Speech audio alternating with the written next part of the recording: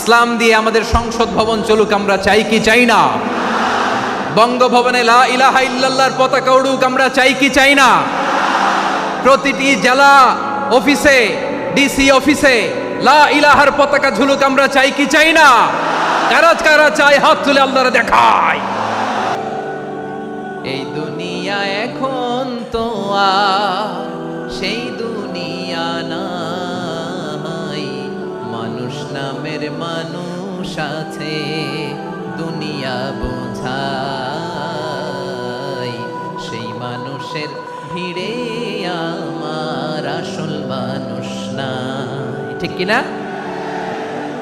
আসল মানুষের বড্ড অভাব, আসল মানুষের বড্ড অভাব। আমার ভাইয়েরা, মানুষ খারাপ হলে পশুকেও হার মানায়। ইন্নাল হামদালিল্লাহ নাহমাদুহু ওয়া নাস্তাঈনুহু ওয়া নাস্তাগফিরুহু ওয়া নু'মিনু বিহি ওয়া নাতাওয়াক্কালু আলাইহি ওয়া নাউযু বিল্লাহি মিন শুরুরি আনফুসিনা ومن سيئات أعمالنا من يهده الله فلا مضل له ومن يضلل فلا هادي له أي فلن تجد له وليا مرشدا ونشهد أن لا إله إلا الله وحده لا شريك له هو الذي لا ضد له ولا ند له لا مثل له ولا مثيل له لا وزير له ولا كفيل له لا شبه له ولا شبيه له لا ولد له ولا والد له وهو الواحد الفرد الصمد لم يلد ولم يولد ولم يكن له كفوا أحد ونشهد أن سيدنا ونبينا وحبيبنا وبشيرنا ونذيرنا وطبيبنا وطبيب أرواحنا وحبيبنا وحبيب ربنا محمدا عبد الله ورسوله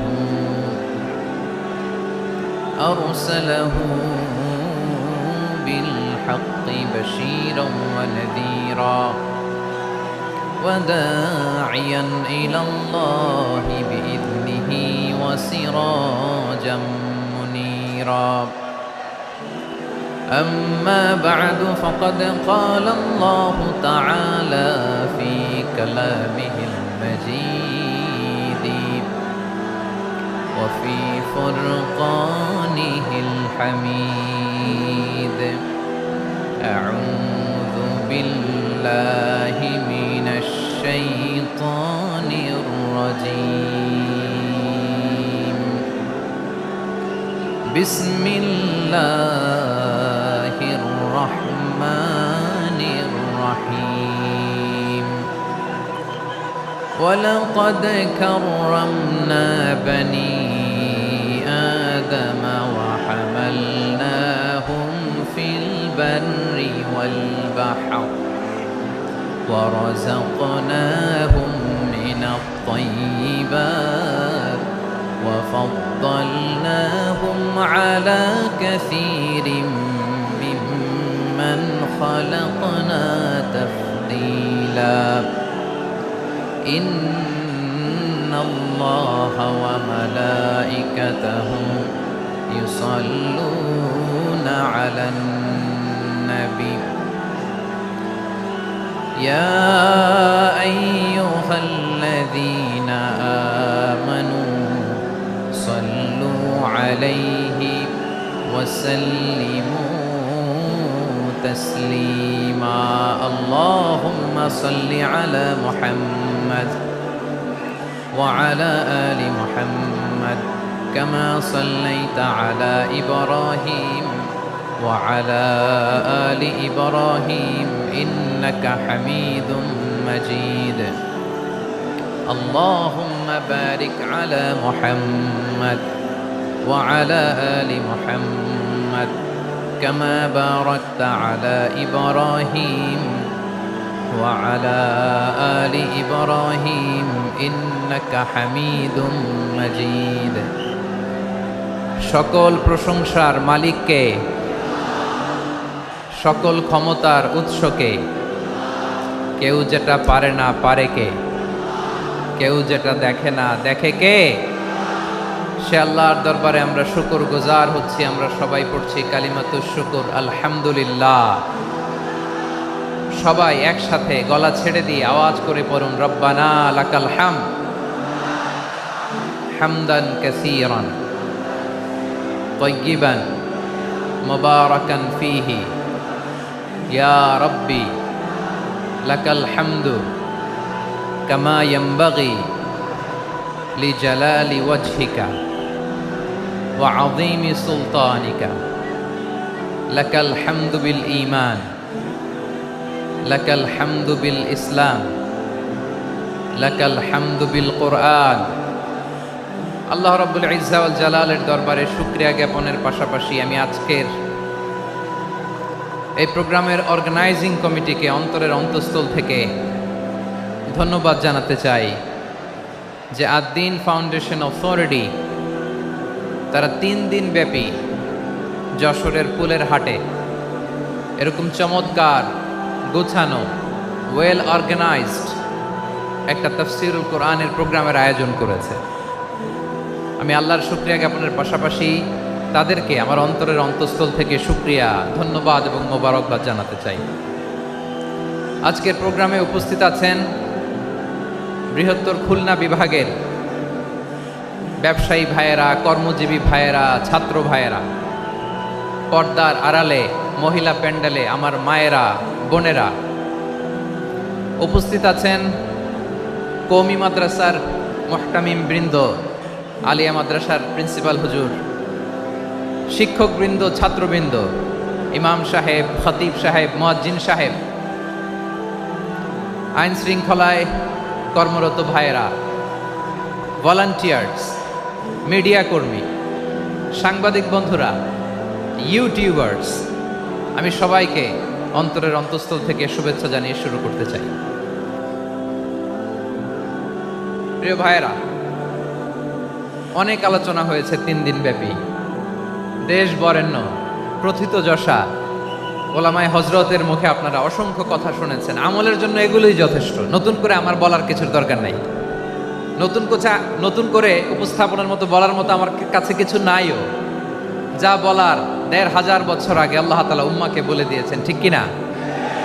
এমন কিতাব দান করেছে যে কিতাবে ভুল নাই, যতই পড়ি ততই শেখা যায়। বিয়ন্ডলেস, বাউন্ডলেস, বটমলেস, কুল কিনারা নাই, কুল কিনারাবিহীন সাগর, পড়েন সুবহানাল্লাহ। গত 3 দিন ধরে স্কলাররা যে সমস্ত বিষয় কোরআন সুন্নাহর আলোকে আলোচনা করেছে, আমরা যেন সেগুলোর উপর আমল করতে পারি। আল্লাহ তৌফিক দান করুক, আমরা পড়ি আমিন। আসুন এখানে আসার, বসার, এই প্রোগ্রামে অংশগ্রহণ করার উদ্দেশ্যকে, নিয়াতকে আমরা খালিস করে নেই। আজকে আমরা যা শুনবো, শিখবো, আমলের নিয়তে শুনবো, ঠিক কিনা বলেন? শেষ পর্যন্ত নীরবতা বজায় রাখবো। আমি উঠবো, আপনারা উঠবেন। এর আগে ওঠা যাবে না। স্কেজিউলে একটু চেঞ্জ এসেছে, এশার সালাত হয়নি। আমার আলোচনার পরপরই আজান হবে, এশার সালাতে আমরা জামাতে অংশগ্রহণ করে একসাথে বিদায় নেব ইনশাল্লাহ। বলেন, বিশৃঙ্খলা করলে আমার বুঝাতে, পয়েন্টগুলো শেয়ার করতে দেরি হবে। আর এই যে এরকম নীরব নিস্তব্ধ থাকলে সুবিধা হবে। আল্লাহর ওয়াস্তে বি স্মার্ট। জায়গা না হলে চলে যাবেন, আওয়াজ করবেন না। ভলান্টিয়াররাও আওয়াজ নয়, ইশারা ইঙ্গিতে। প্রিয় ভাইয়েরা, যে টপিকটি নিয়ে আমি আপনাদের সামনে আজকে কথা বলতে চাই, টপিকটি অনেক গুরুত্বপূর্ণ। টপিকটি হচ্ছে হিউম্যান রিসোর্স ডেভেলপমেন্ট, মানব সম্পদ উন্নয়ন। কারণ আল্লাহ তাআলা আমাদের যা দেখ আর না দেখ এটা দিছে। মানুষ আর মানুষ, 18 কোটি মানুষ, ঠিক কিনা? এই 18 কোটি জনসংখ্যার দেশে বসবাস করে আমরা খুশি না বেজার? খুশি হইতে হবে, বেজার হইেন না। জাপানের খবর জানেন? তাদের গ্রোথ রেট নিচের দিকে, উল্টো। জনসংখ্যা নাই, বাচ্চা নিলে, সন্তান নিলে গভর্নমেন্ট তাদের টাকা দেয়। আমাদেরকে আল্লাহ তাআলা দয়া করে, মায়া করে এই সম্পদটা দিয়েছেন। এই মানব সম্পদকে যেন আমরা কাজে লাগাই, ইনশাআল্লাহ। পড়েন সবাই। হিউম্যান রিসোর্স ডেভেলপমেন্ট অনেক জনগুরুত্বপূর্ণ বিষয়, খুব সেন্সিটিভ বিষয়, বুঝতে হবে। যশোরের স্মার্ট ছেলেরা, এই যে আমি যাদেরকে দেখতে পাচ্ছি, all are the Gen Z of Jessore. Gen Z, ওরা স্মার্ট, ওরা ইশারা ইঙ্গিতে কাজ করে। এই যে পুরো গদি উল্টায় দিছে, ঠিক কিনা? 24-এর ছাত্র নাগরিক অভ্যুত্থান আমাদের দেখিয়ে দিচ্ছে কিভাবে চোখের ইশারায় গদি উল্টে দিতে হয়। তো এই জেনজিদের নিয়ে বসেছে, ওরা তো স্মার্ট, ওরা ডিস্টার্ব করবে না। মেহরবানি করে আমার সাথে কানেক্ট করো, 1 to 1, brain to brain, eye to eye, eye contact করো আমার সাথে। তাকাও, কষ্ট হলো আমার দিকে তাকাও, আওয়াজ করা যাবে না, আমার দিকে তাকাও। প্রিয় ভাইয়েরা, হিউম্যান রিসোর্স ডেভেলপমেন্টের ব্যাপারে কিছু কথা বলবো। এই যে আমাদের বিশাল জনসংখ্যা, এই জনসংখ্যাকে কি করে জনসম্পদে রূপান্তরিত করা যায়, এ ব্যাপারে কথা বলবো। আমি সূরাতু বনী ইসরাইলের 70 নম্বর আয়াত তেলাওয়াত করেছি। এই আয়াতের আলোকে কিছু কথা আমি আপনাদের সামনে বলবো। আল্লাহ তাআলা ইরশাদ করছেন, ওয়ালাকাদ কাররামনা বনী আদম ওয়া হামালনাহুম ফিল বাররি ওয়াল বাহরি ওয়া রাযাকনাহুম মিনাত তাইয়্যিবাত ওয়া ফাদ্দালনাহুম আলা কাসীরিম মিম্মান খালাকনা তাফদীলা। পড়েন আল্লাহু আকবার। রব্বুল আলামিন বলেন, ওয়ালাকাদ কাররামনা বনী আদম, আমি বনী আদমকে সম্মানিত করেছি, বনী আদমকে মর্যাদা দিয়েছি। ওয়া হামালনাহুম ফিল বাররি ওয়াল বাহর, বনী আদমকে জলে, স্থলে, স্থলে এবং সমুদ্রে চলাচলের বাহন দিয়েছি। ওয়া রাযাকনাহুম মিনাত তাইয়্যিবাত, তাদেরকে পবিত্র রিজিকের বন্দোবস্ত করেছি। ওয়া ফাদ্দালনাহুম আলা কাসীরিম মিম্মান খালাকনা তাফদীলা, আর আমি আল্লাহ যাদেরকে সৃষ্টি করেছি তাদের মধ্য থেকে বনী আদমকে আমি শ্রেষ্ঠ বানিয়েছি। আমরা শ্রেষ্ঠ, আমরা আশরাফুল মাখলুকাত। আমরা কি? এই যে এমনি চিল্লাচিল্লি করে, জিজ্ঞেস করলে বলে না। আমরা আশরাফুল মাখলুকাত। আমরা কি? শ্রেষ্ঠ, সবার চেয়ে সেরা। আমাদের মতো করে আল্লাহ কাউকে বানায় নাই। 2 পায়ে ভর করে, শির দ্বারা এরকম স্ট্যান্ড রেখে মাথা উঁচু করে দাঁড়াতে পারে এরকম কোন প্রাণী পৃথিবীতে আছে? এজন্য আল্লাহ বলেন, ওয়ালাকাদ কাররামনা বনী আদম, আমি বনী আদমকে সম্মানিত করেছি, তাদেরকে আমি মর্যাদা দিয়েছি। তাদেরকে আমি যত মর্যাদা দিয়েছি আমার কোন সৃষ্টিকে এত মর্যাদা দেই নাই। পড়েন সুবহানাল্লাহ। I have dignified the status of the sons of Adam. আদমের সব সন্তানের মর্যাদা আমি বাড়িয়েছি। আল্লাহ এখানে বলেননি ওয়ালাকাদ কাররামনাল মুমিনিন, আমি মুমিনের মর্যাদা বাড়িয়েছি, বলেছেন? আল্লাহ এখানে বলেন নাই ওয়ালাকাদ কাররামনাল মুসলিমিন, আমি মুসলিমের মর্যাদা বাড়িয়েছি। আল্লাহ বলেছেন ওয়ালাকাদ কাররামনা বনী আদম, আমি বনী আদমের সম্মান বাড়িয়েছি। হোক সে মুমিন কিংবা কাফের, মুসলিম কিংবা মুশরিক, আস্তিক কিংবা নাস্তিক, আরব কিংবা অনারব, যেই হোক না কেন, আদম সন্তান সবগুলার মর্যাদা বাড়ায় দিয়েছে কে? সবার মর্যাদা আল্লাহ বাড়িয়েছে। মানুষ হিসেবে মর্যাদা। বিশ্বনবী সাল্লাল্লাহু আলাইহি ওয়াসাল্লাম ইহুদির লাশ দেখে দাঁড়িয়ে গেলেন। কার লাশ? আমার যশোরের ভাইয়েরা আওয়াজ করে বলুন, কার লাশ? ইহুদির লাশ দেখে দাঁড়ায় গেলেন। সাহাবারা বললেন, ইয়া রাসূলুল্লাহ, আপনি দাঁড়ালেন যে, এটা তো ইহুদির লাশ। বিশ্বনবী বললেন, আওয়ালাইসাত নাফসান, এটা কি মানুষ নয়? এটা হোক ইহুদি হোক খ্রিস্টান, এটা তো মানুষ। আমি মানুষ দেখে দাঁড়িয়েছি। আই স্যালিউট দ্য হিউম্যানিটি, আমি মানবতাকে সম্মান করেছি। পড়েন সুবহানাল্লাহ। তাহলে এই জমিনে মানুষের মর্যাদা বেশি, হোক আস্তিক হোক নাস্তিক, হোক মুমিন কিংবা কাফের। আদমের সন্তান হলে, মানুষ হলেই তার মর্যাদা বাড়িয়েছে কে? আমার কলিজার টুকরা যশোরের ভাইয়েরা, মানুষের মর্যাদা আল্লাহ এত বাড়িয়েছেন, মানুষ জীবিত থাকলেও যেমনি মর্যাদাবান, মরে গেলেও মর্যাদাবান। সুবহানাল্লাহ পড়েন। মানুষ মরে গেলে এই ডেড বডিটা কি হয়? পচে যায়, গলে যায়, মাটির সাথে মিশে যায়। তাই বলে আপনি ডেড বডির সাথে যাচ্ছে তাই করতে পারবেন না। পারবেন? কেউ যদি অন্যায় করে তাকে যদি আপনি শাস্তির আওতায় আনেন, যা মনে চায় করতে পারবেন না। তারা আগুন দিয়ে পোড়াতে পারবেন না, নাক কাটতে পারবেন না, কান কাটতে পারবেন না, অঙ্গ বিকৃতি করতে পারবেন না। কারণ মানব জাতির মর্যাদা স্বয়ং দিয়েছে কে? ডেড বডি পচে যাবে, গলে যাবে। তারপরে ইসলাম বলে না, খবরদার, এই মরা লাশটারও একটা মর্যাদা আছে না নাই? ইসলাম বলে এই লাশটা গলে যাবে, পচে যাবে, কিন্তু এটার অমর্যাদা করো না। কর্পূর দিয়ে, খেজুর পাতা দিয়ে এটাকে ওয়ার্ম ওয়াটার দিয়ে, গরম পানি দিয়ে ধৌত করো। সাদা শুভ্র ধবধবে কাপড় দিয়ে লাশটাকে তুমি কাভার করো। তারপরে খাটিয়ার মধ্যে লাশটাকে রেখে বিশাল একটা প্রোগ্রাম করো, একটা ফিউনারাল প্রোগ্রাম করো। ওই প্রোগ্রামের ডানে বায়ে পেছনে লাশটারে রাখলে হবে না, প্রোগ্রামের একেবারে সামনটাতে তুমি লাশটাকে রাখো। সুবহানাল্লাহ। একটা ফিউনারাল প্রোগ্রাম করতে হবে, তাকে শেষ বিদায় জানাতে হবে, যেটাকে আমরা জানাজা বলি। কি বলি? জানাজা মানে মাইয়েতের জন্য দোয়া, তার জন্য দোয়া করা হয়, তাকে একটা সিস্টেমেটিক অর্ডারে কবরে রাখা হয়, সুন্দরভাবে সেটাকে কবরস্থ করা হয়, মাটি দেয়া হয়, পানি দেয়া হয়। তার মানে মরে গেলেও মানুষের সম্মান বাড়ায় দিয়েছে কে? এজন্য আল্লাহ বললেন ওয়ালাকাদ কাররামনা বানি আদম, বনি আদমের সম্মান মর্যাদা আমি আল্লাহ বাড়িয়ে দিয়েছি। মানুষের সম্মানে তুমি কখনো আঘাত করো না, ঠিক কি না? তাহলে ভাই, প্রথম মেসেজ হচ্ছে, the first and foremost message tonight to the people of Jessore. Allah বলেন, I have dignified the status of son of Adam. আমি বনি আদম সবার মর্যাদা বাড়িয়ে দিয়েছি, হোক আস্তিক নাস্তিক, হোক কাফের কিংবা মুশরিক, তার মর্যাদা বাড়াই দিছে কে? যখন বন্যা হয় আমরা ত্রাণ নিয়ে যাই, আমরা শুধু মুসলমানদেরকে ত্রাণ দেই নাকি? হ্যাঁ, আমরা মুসলমানকেও দেই, অমুসলমানকেও দেই, হিন্দুকেও দেই, বৌদ্ধকেও দেই। যেখানেই মানবতা বিপন্ন সেখানে ইসলামের হেল্পিং হ্যান্ড আছে না নাই?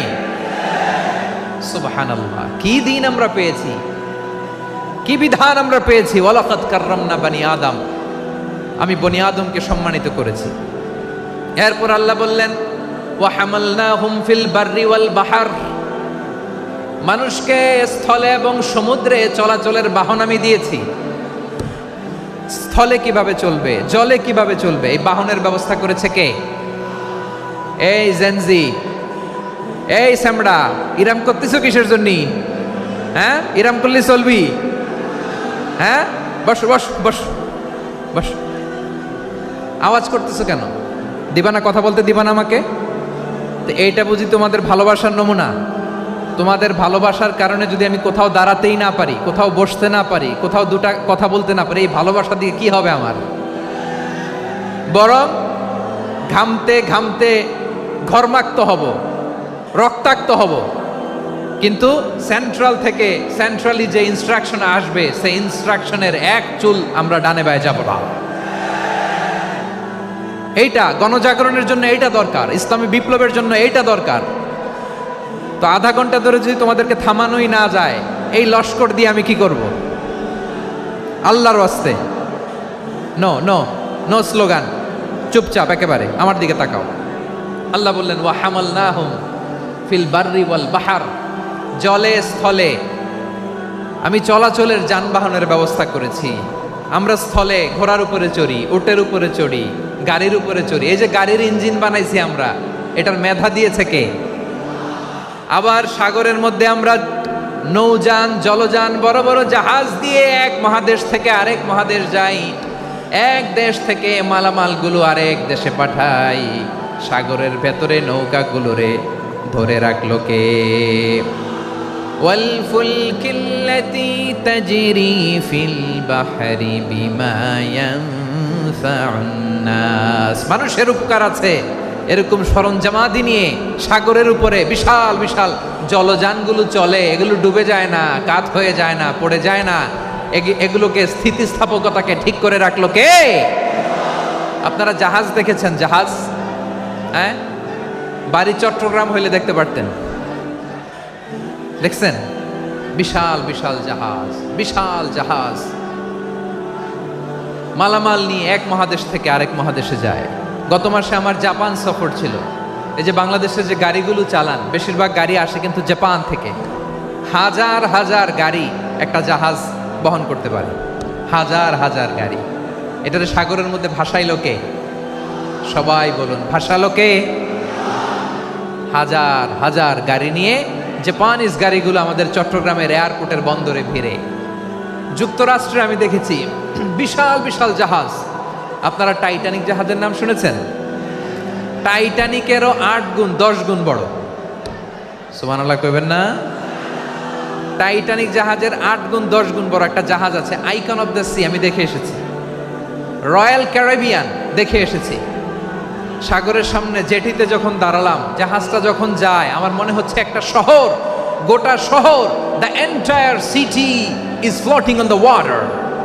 পুরো একটা শহর মনে হয় পানির উপর দিয়ে ভেসে যাচ্ছে। পড়েন সুবহানাল্লাহ। এই যে আইকন অফ দ্য সি, এই ক্রুজ, এই জাহাজটা, এটার ভিতরে স্টেডিয়াম আছে। কিসের ভিতরে স্টেডিয়াম? কথা বুঝে নাই বোধহয়। স্টেডিয়াম কিসের ভিতর? সুইমিং পুল আছে, শপিং মল আছে, রেস্টুরেন্ট আছে, ক্লাব আছে, 3000 4000 রুম বিশিষ্ট, কক্ষ বিশিষ্ট হোটেল আছে। এই সবগুলোর নিয়ে এগুলো চলে সাগরের এই দোলার মধ্যে, জলোচ্ছ্বাসের মধ্যে। এই সাগরের ভেতরে এই জাহাজগুলোর ভাষায় রাখছে কে? সূরা আর রহমানে আল্লাহ তাআলা বললেন, ওয়ালাহুল জাওয়ারিল মুনশাআতু ফিল বাহরি কাল আ'লাম ফাবিআইয়ি আলা, সবাই পড়েন, ফাবিআইয়ি আলাই রাব্বিকুমা তুকাযযিবান। পাহাড় সম বড় বড় জাহাজগুলো মাল বোঝাই করে সাগরের মধ্যে ভেসে বেড়ায়। এগুলো দিয়ে মালামাল বহন করা যায়। মানুষরা এক দেশ থেকে আরেক দেশে যায়। এই জাহাজগুলোর সাগরের ভেতরে ভাসায় রাখলো কে?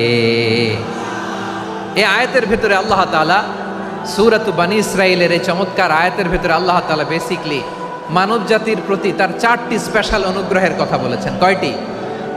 2টা বলে ফেলছি। 1 নাম্বার, ওয়ালাকাদ কাররামনা বানি আদম। আমি বনি আদমের সম্মান বাড়াইছি। নাকি মুসলমানদের? নাকি মুসল্লিদের? কার সম্মান বাড়িয়েছি? বনি আদমের। তাহলে human dignity, the first part of the verse talks about the human dignity. 2 number অংশে আল্লাহ তাআলা বললেন, ওয়া হামালনাহুম ফিল বাররি ওয়াল বাহর। স্থলে এবং সমুদ্রে আমি তাদের জন্য চলাচলের বাহন দিয়েছি। সুবহানাল্লাহ। তার মানে smooth movement on land and sea, জলে এবং স্থলে যাতে আমরা স্মুথলি মুভ করতে পারি আল্লাহ তাআলা দিয়েছেন। 3 নম্বরে আল্লাহ তাআলা বললেন, ওয়া রাযাকনাহুম মিনাত তাইয়্যিবাত। মানুষের জন্য আমি পবিত্র রিজিকের ব্যবস্থা করেছি। জলে এবং স্থলে যত প্রাণী আছে সবগুলা প্রাণীকে রিজিক দেয় কে? আমাদেরকে রিজিক দেয় কে? সাগরের মাছগুলোকে, বড় বড় তিমি মাছগুলোরে রিজিক দেয় কে? বাতাসের মধ্যে ভেসে বেড়ানো বড় বড় পাখিগুলো, স্ক্যান্ডিনেভিয়ান কান্ট্রি থেকে লক্ষ লক্ষ কোটি কোটি পাখিগুলো যে এক দেশ থেকে আরেক দেশে ট্রান্সফার হয়, এগুলোর রিজিক দেয় কে? রব্বুল আলামিন বলেন, ওয়ামা মিন দাব্বাতিন ফিল আরদি ইল্লা আলাল্লাহি রিজকুহা ওয়া ইয়ালামু মুস্তাকাররাহা ওয়া মুস্তাওদাআহা কুল্লুম ফি কিতাবিম মুবিন। আল্লাহু আকবার। রব্বুল আলামিন বলেন, ভূপৃষ্ঠে বিচরণশীল যত প্রাণী আছে সব প্রাণীগুলোকে আমি আল্লাহ আমার নিজের কুদরতে রিজিকের বন্দোবস্ত করি। এই প্রাণীগুলো কোথায় থাকে, কোথায় যায়, সব জায়গায় আমি রিজিক পৌঁছে দেই। রিজিক কেউ দিতে পারে না, রিজিকের মালিক কে? রিজিকের মালিক তিনি আল্লাহ। এজন্য আল্লাহ তাআলা বললেন, ওয়া রাযাকনাহুম মিনাত তাইয়্যিবাত। এরপর আল্লাহ বললেন, ওয়া ফাদ্দালনাহুম আলা কাসীরিম মিম্মান খালাকনা তাফদীলা। আমি যত প্রাণী সৃষ্টি করেছি সকল প্রাণীর মধ্যে মানুষের মর্যাদা, শ্রেষ্ঠত্ব আমি দিয়েছি। সুবহানাল্লাহ পড়েন। তাহলে 1 নম্বরে আল্লাহ বললেন, আমি বনি আদমের মর্যাদা বাড়ালাম। এরপরে বললেন, স্থলে এবং সমুদ্রে চলাচলের জন্য যানবাহন দিলাম। 3 নম্বরে আল্লাহ বললেন পবিত্র রিজিকের ব্যবস্থা করে দিলাম। এরপরে আল্লাহ বললেন যত প্রাণী আছে, সৃষ্টি আছে, সবগুলার উপরে আমি মানুষকে শ্রেষ্ঠত্ব দিলাম। সুবহানাল্লাহ। তাহলে সবচেয়ে বেশি শ্রেষ্ঠত্ব মানুষের। কার? মানুষের। শুধু তাই নয় প্রিয় ভাইয়েরা, আকাশ এবং জমিনে যা কিছু আছে সব কিছু মানুষের জন্য, মানুষের কল্যাণে, মানুষের প্রয়োজনে, মানুষের বশীভূত করে সৃষ্টি করেছেন কে? রব্বুল আলামিন বলেন হুয়াল্লাযী খালাকা লাকুম মা ফিল আরদি জামিআ। এই জমিনের মধ্যে যা কিছু আমি আল্লাহ সৃষ্টি করেছি সব কিছু আমি মানুষের জন্য সৃষ্টি করেছি। পড়েন সুবহানাল্লাহ।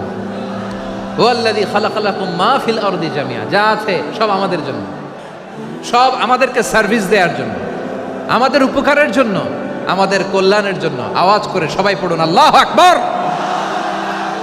অন্য আয়াতে আল্লাহ বললেন ওয়াসাখখারা লাকুম মা ফিস সামাওয়াতি ওয়া মা ফিল আরদি জামিআন মিন ইন্না ফি যালিকা লাআয়াতিন লিকাউমিন ইয়াতাফাক্কারুন।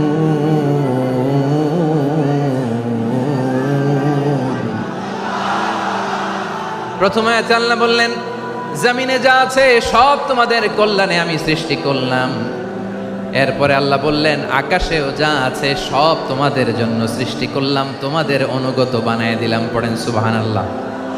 মানুষের কি ব্রেইন দেখেন, মানুষ জমিন ছেড়ে আকাশে চলে যায়। পাখি দেখে মানুষের শখ হলো পাখি যেহেতু উঠতে পারে আমরাও পারবো।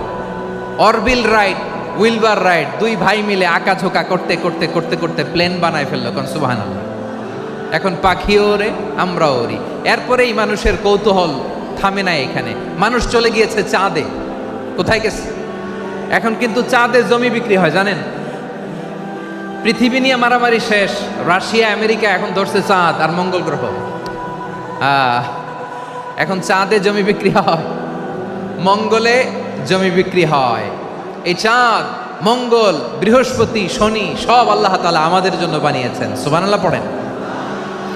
মানুষ সাগরের উপরে চড়ে, শূন্যে ভেসে বেড়ায়, পাহাড় কেটে সুড়ঙ্গ বানায়, টানেল বানায়। মানুষ ব্রডব্যান্ডের লাইন নিয়ে যায় সাগরের ভেতর দিয়ে, এক দেশ থেকে আরেক দেশে, এক মহাদেশ থেকে আরেক মহাদেশে। সুবহানাল্লাহ পড়েন। তার মানে গোটা বিশ্বের সব কিছুর উপরে control, superiority over all creatures, সব কিছুর উপর কন্ট্রোল, মনিটরিং, নিয়ন্ত্রণ, এটা প্রতিষ্ঠা করে দিয়েছে কে? এজন্যই মানুষের শ্রেষ্ঠত্ব। ওয়ালাকাদ কাররামনা বানি আদম, আমি বনি আদমের সম্মান বাড়িয়েছি, মর্যাদা আমি বাড়িয়ে দিয়েছি। এই কারণে, কারণ মানুষ সব কিছুর উপর নিয়ন্ত্রণ নিতে পারে। মানুষকে নিয়েই কোরআনের সব আলোচনা, মানুষকে নিয়েই কোরআনের সব। তাই কোরআনের কেন্দ্রীয় আলোচ্য বিষয় হচ্ছে মানুষ। কোরআনের কেন্দ্রীয় আলোচ্য বিষয় কি? যশোরের ভাইয়েরা বুঝে থাকলে সবাই বলবেন কোরআনের কেন্দ্রীয় আলোচ্য বিষয় কি? এই যে আমি মূল আলোচনায় যাচ্ছি এখন। কেন মানুষ কোরআনের কেন্দ্রীয় আলোচ্য বিষয়? যশোর আওয়াজ করে বলো, কোরআনের কেন্দ্রীয় আলোচ্য বিষয় কি? মানুষ। এই মানুষ কোরআনের কেন্দ্রীয় আলোচ্য বিষয়। মানুষকে আল্লাহ স্বাধীনতা দিয়েছেন। ফামান শাআ ফালইউমিন ওয়া মান শাআ ফালইয়াকফুর। চাইলে মুমিন হতে পারো, চাইলে কাফের হতে পারো, তোমার ইচ্ছা। তবে জেনে রাখো মুমিন হলে পাবা জান্নাত, কাফির হলে পাবা জাহান্নাম। নাও দ্য ডিসিশন ইজ ইয়ার্স। সিদ্ধান্ত তোমার, জান্নাতে যাবা না জাহান্নামে যাবা। যশোরের ভাইয়ের আওয়াজ করে বলুন, কই যেতে চান, জান্নাতে না জাহান্নামে? ডান দিকে না বাম দিকে? ডানপন্থী না বামপন্থী? চিল্লা চিল্লি না চুপচাপ?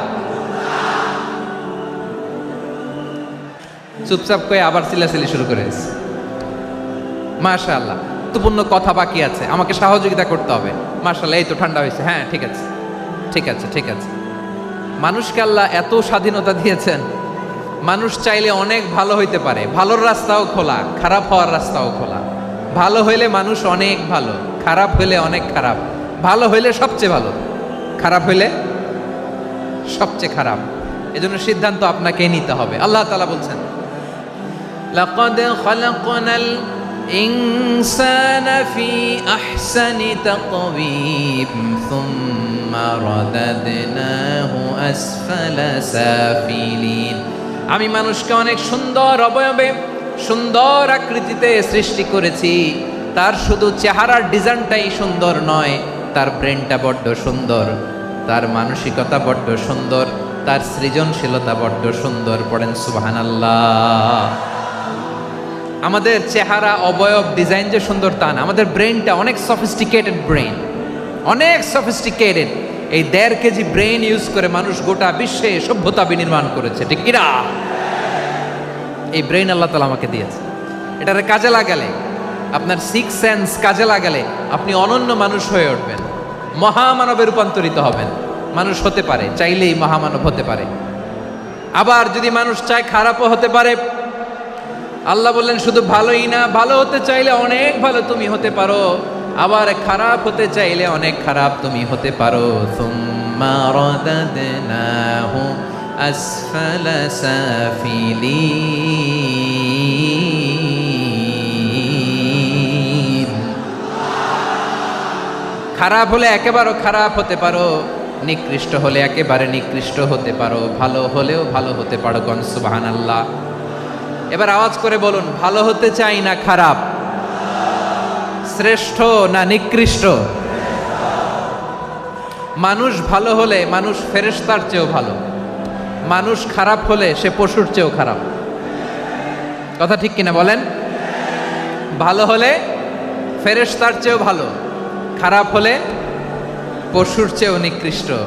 তার মানে শ্রেষ্ঠত্বে মানুষ, শ্রেষ্ঠত্বে ফেরেশতাকে হার মানায়, আর অধপতনে শ্রেষ্ঠত্বে ফেরেশতাকে ছাড়িয়ে যায়, আর অধপতনে পশুকেও হার মানায়।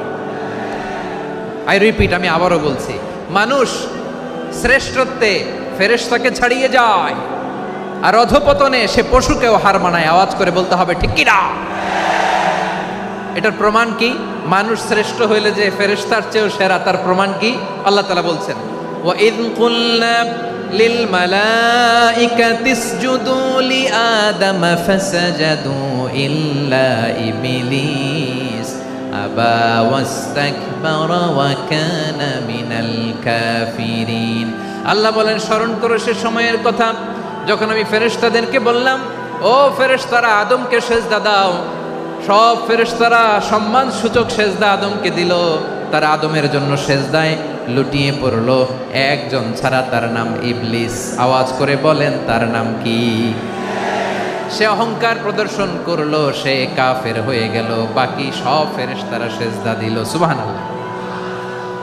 আবার আদম আলাইহিস সালামকে আল্লাহ জিজ্ঞেস করলেন, সব বলে দিল উত্তর, কিন্তু ফেরেশতাদেরকে একই প্রশ্ন জিজ্ঞেস করলেন, তারা উত্তর করতে পারে নাই।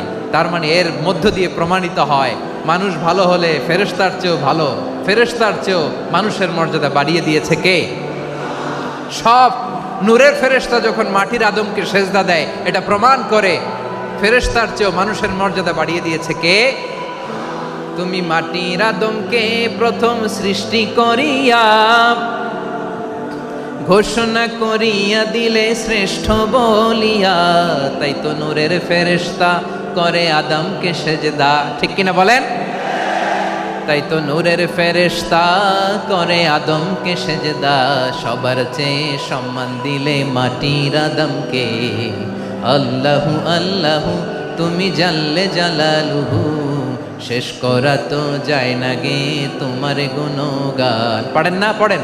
আল্লাহু আল্লাহু তুমি জাল্লে জালালুহু, শেষ করা তো যায় না গে তোমার গুণগান। আল্লাহু আল্লাহু, আল্লাহু আকবার। আদমের মর্যাদা বেশি, মানুষের মর্যাদা বেশি, মানুষ শ্রেষ্ঠ, তার প্রমাণ নূরের ফেরেশতা মাটির আদমকে সেজদা করে। আওয়াজ করে বলেন ঠিক কি না? তাহলে মানুষ ভালো হলে ফেরেশতার চেয়ে ভালো, আবার মানুষ যদি খারাপ হয় সে পশুর চেয়েও খারাপ, অধপতনে পশুত্বকে হার মানায়। তার প্রমাণ, তার প্রমাণ কি? তার প্রমাণ হচ্ছে যশোরের ভাইরা দেখবেন পত্রিকায় নিউজ পেপারে মাঝে মাঝে এরকম দেখা যায়, এক মানুষ আরেক মানুষকে হত্যা করে 20 টুকরা করে বস্তার ভিতরে ভরেছে। আপনারা এই নিউজ পড়েন নাই না? দেখেন নাই? দেখছেন? মানুষ মানুষকে হত্যা করে কয় টুকরা? জোরে বলেন। এখানেই ক্ষান্ত হয় না, আবার কোথায় পড়ছে? বস্তার ভেতরে। আচ্ছা, বুঝে থাকলে আওয়াজ করে বলেন, কোনোদিন শুনছেন একটা হাতি আর একটা হাতিকে হত্যা করে 20 টুকরা করছে, এরপরে বস্তার ভিতরে ভরছে? হয়েছে? তাহলে দেখেন, মানুষ যদি খারাপ হয় সে পশুকেও হার মানায়। চিল্লায় বলো ঠিক কিনা? এমনও দুশ্চরিত্র মানুষ আছে যার যার নজর থেকে 6 মাসের ছোট্ট মেয়ে থেকে শুরু করে 80 বছরের বৃদ্ধারাও নিরাপদ নয়। পশুকেও হার মানে। মানুষের ঘর জ্বালিয়ে পুড়ে মেসাকার করে দেয়, জনপদের পর জনপদ জ্বালায় দেয়। এরকম আছে না নাই? বোমা মেরে শহরগুলো উড়িয়ে দেয়। এই যে ইসরায়েল গাজার মধ্যে যে অ্যাটাক করেছে, এরা মসজিদ মানে নাই, মসজিদে বম ফেলেছে। এরা খ্রিস্টানদের চার্চ গির্জা মানে নাই, গির্জায় বম ফেলেছে। পৃথিবীর ইতিহাসে never happened in the history of the world that someone bombed on a hospital, on a ICU center. এমন হাসপাতাল যেখানে আইসিইউর রোগীরা আছে, ওই হাসপাতালের উপরও ইসরায়েলি সৈনিকেরা বোমা মেরেছে। জোরে বলেন ঠিক কিনা? এরা মানুষ? আওয়াজ করে বলেন, এরা মানুষ না। প্রিয় ভাইয়েরা, চোখ কান নাক মুখ থাকলেই মানুষ না। যা সামনে দেখেন এগুলো সব মানুষ না, এগুলো জনসংখ্যা। এগুলো কি? সবাই বলুন, এগুলো কি?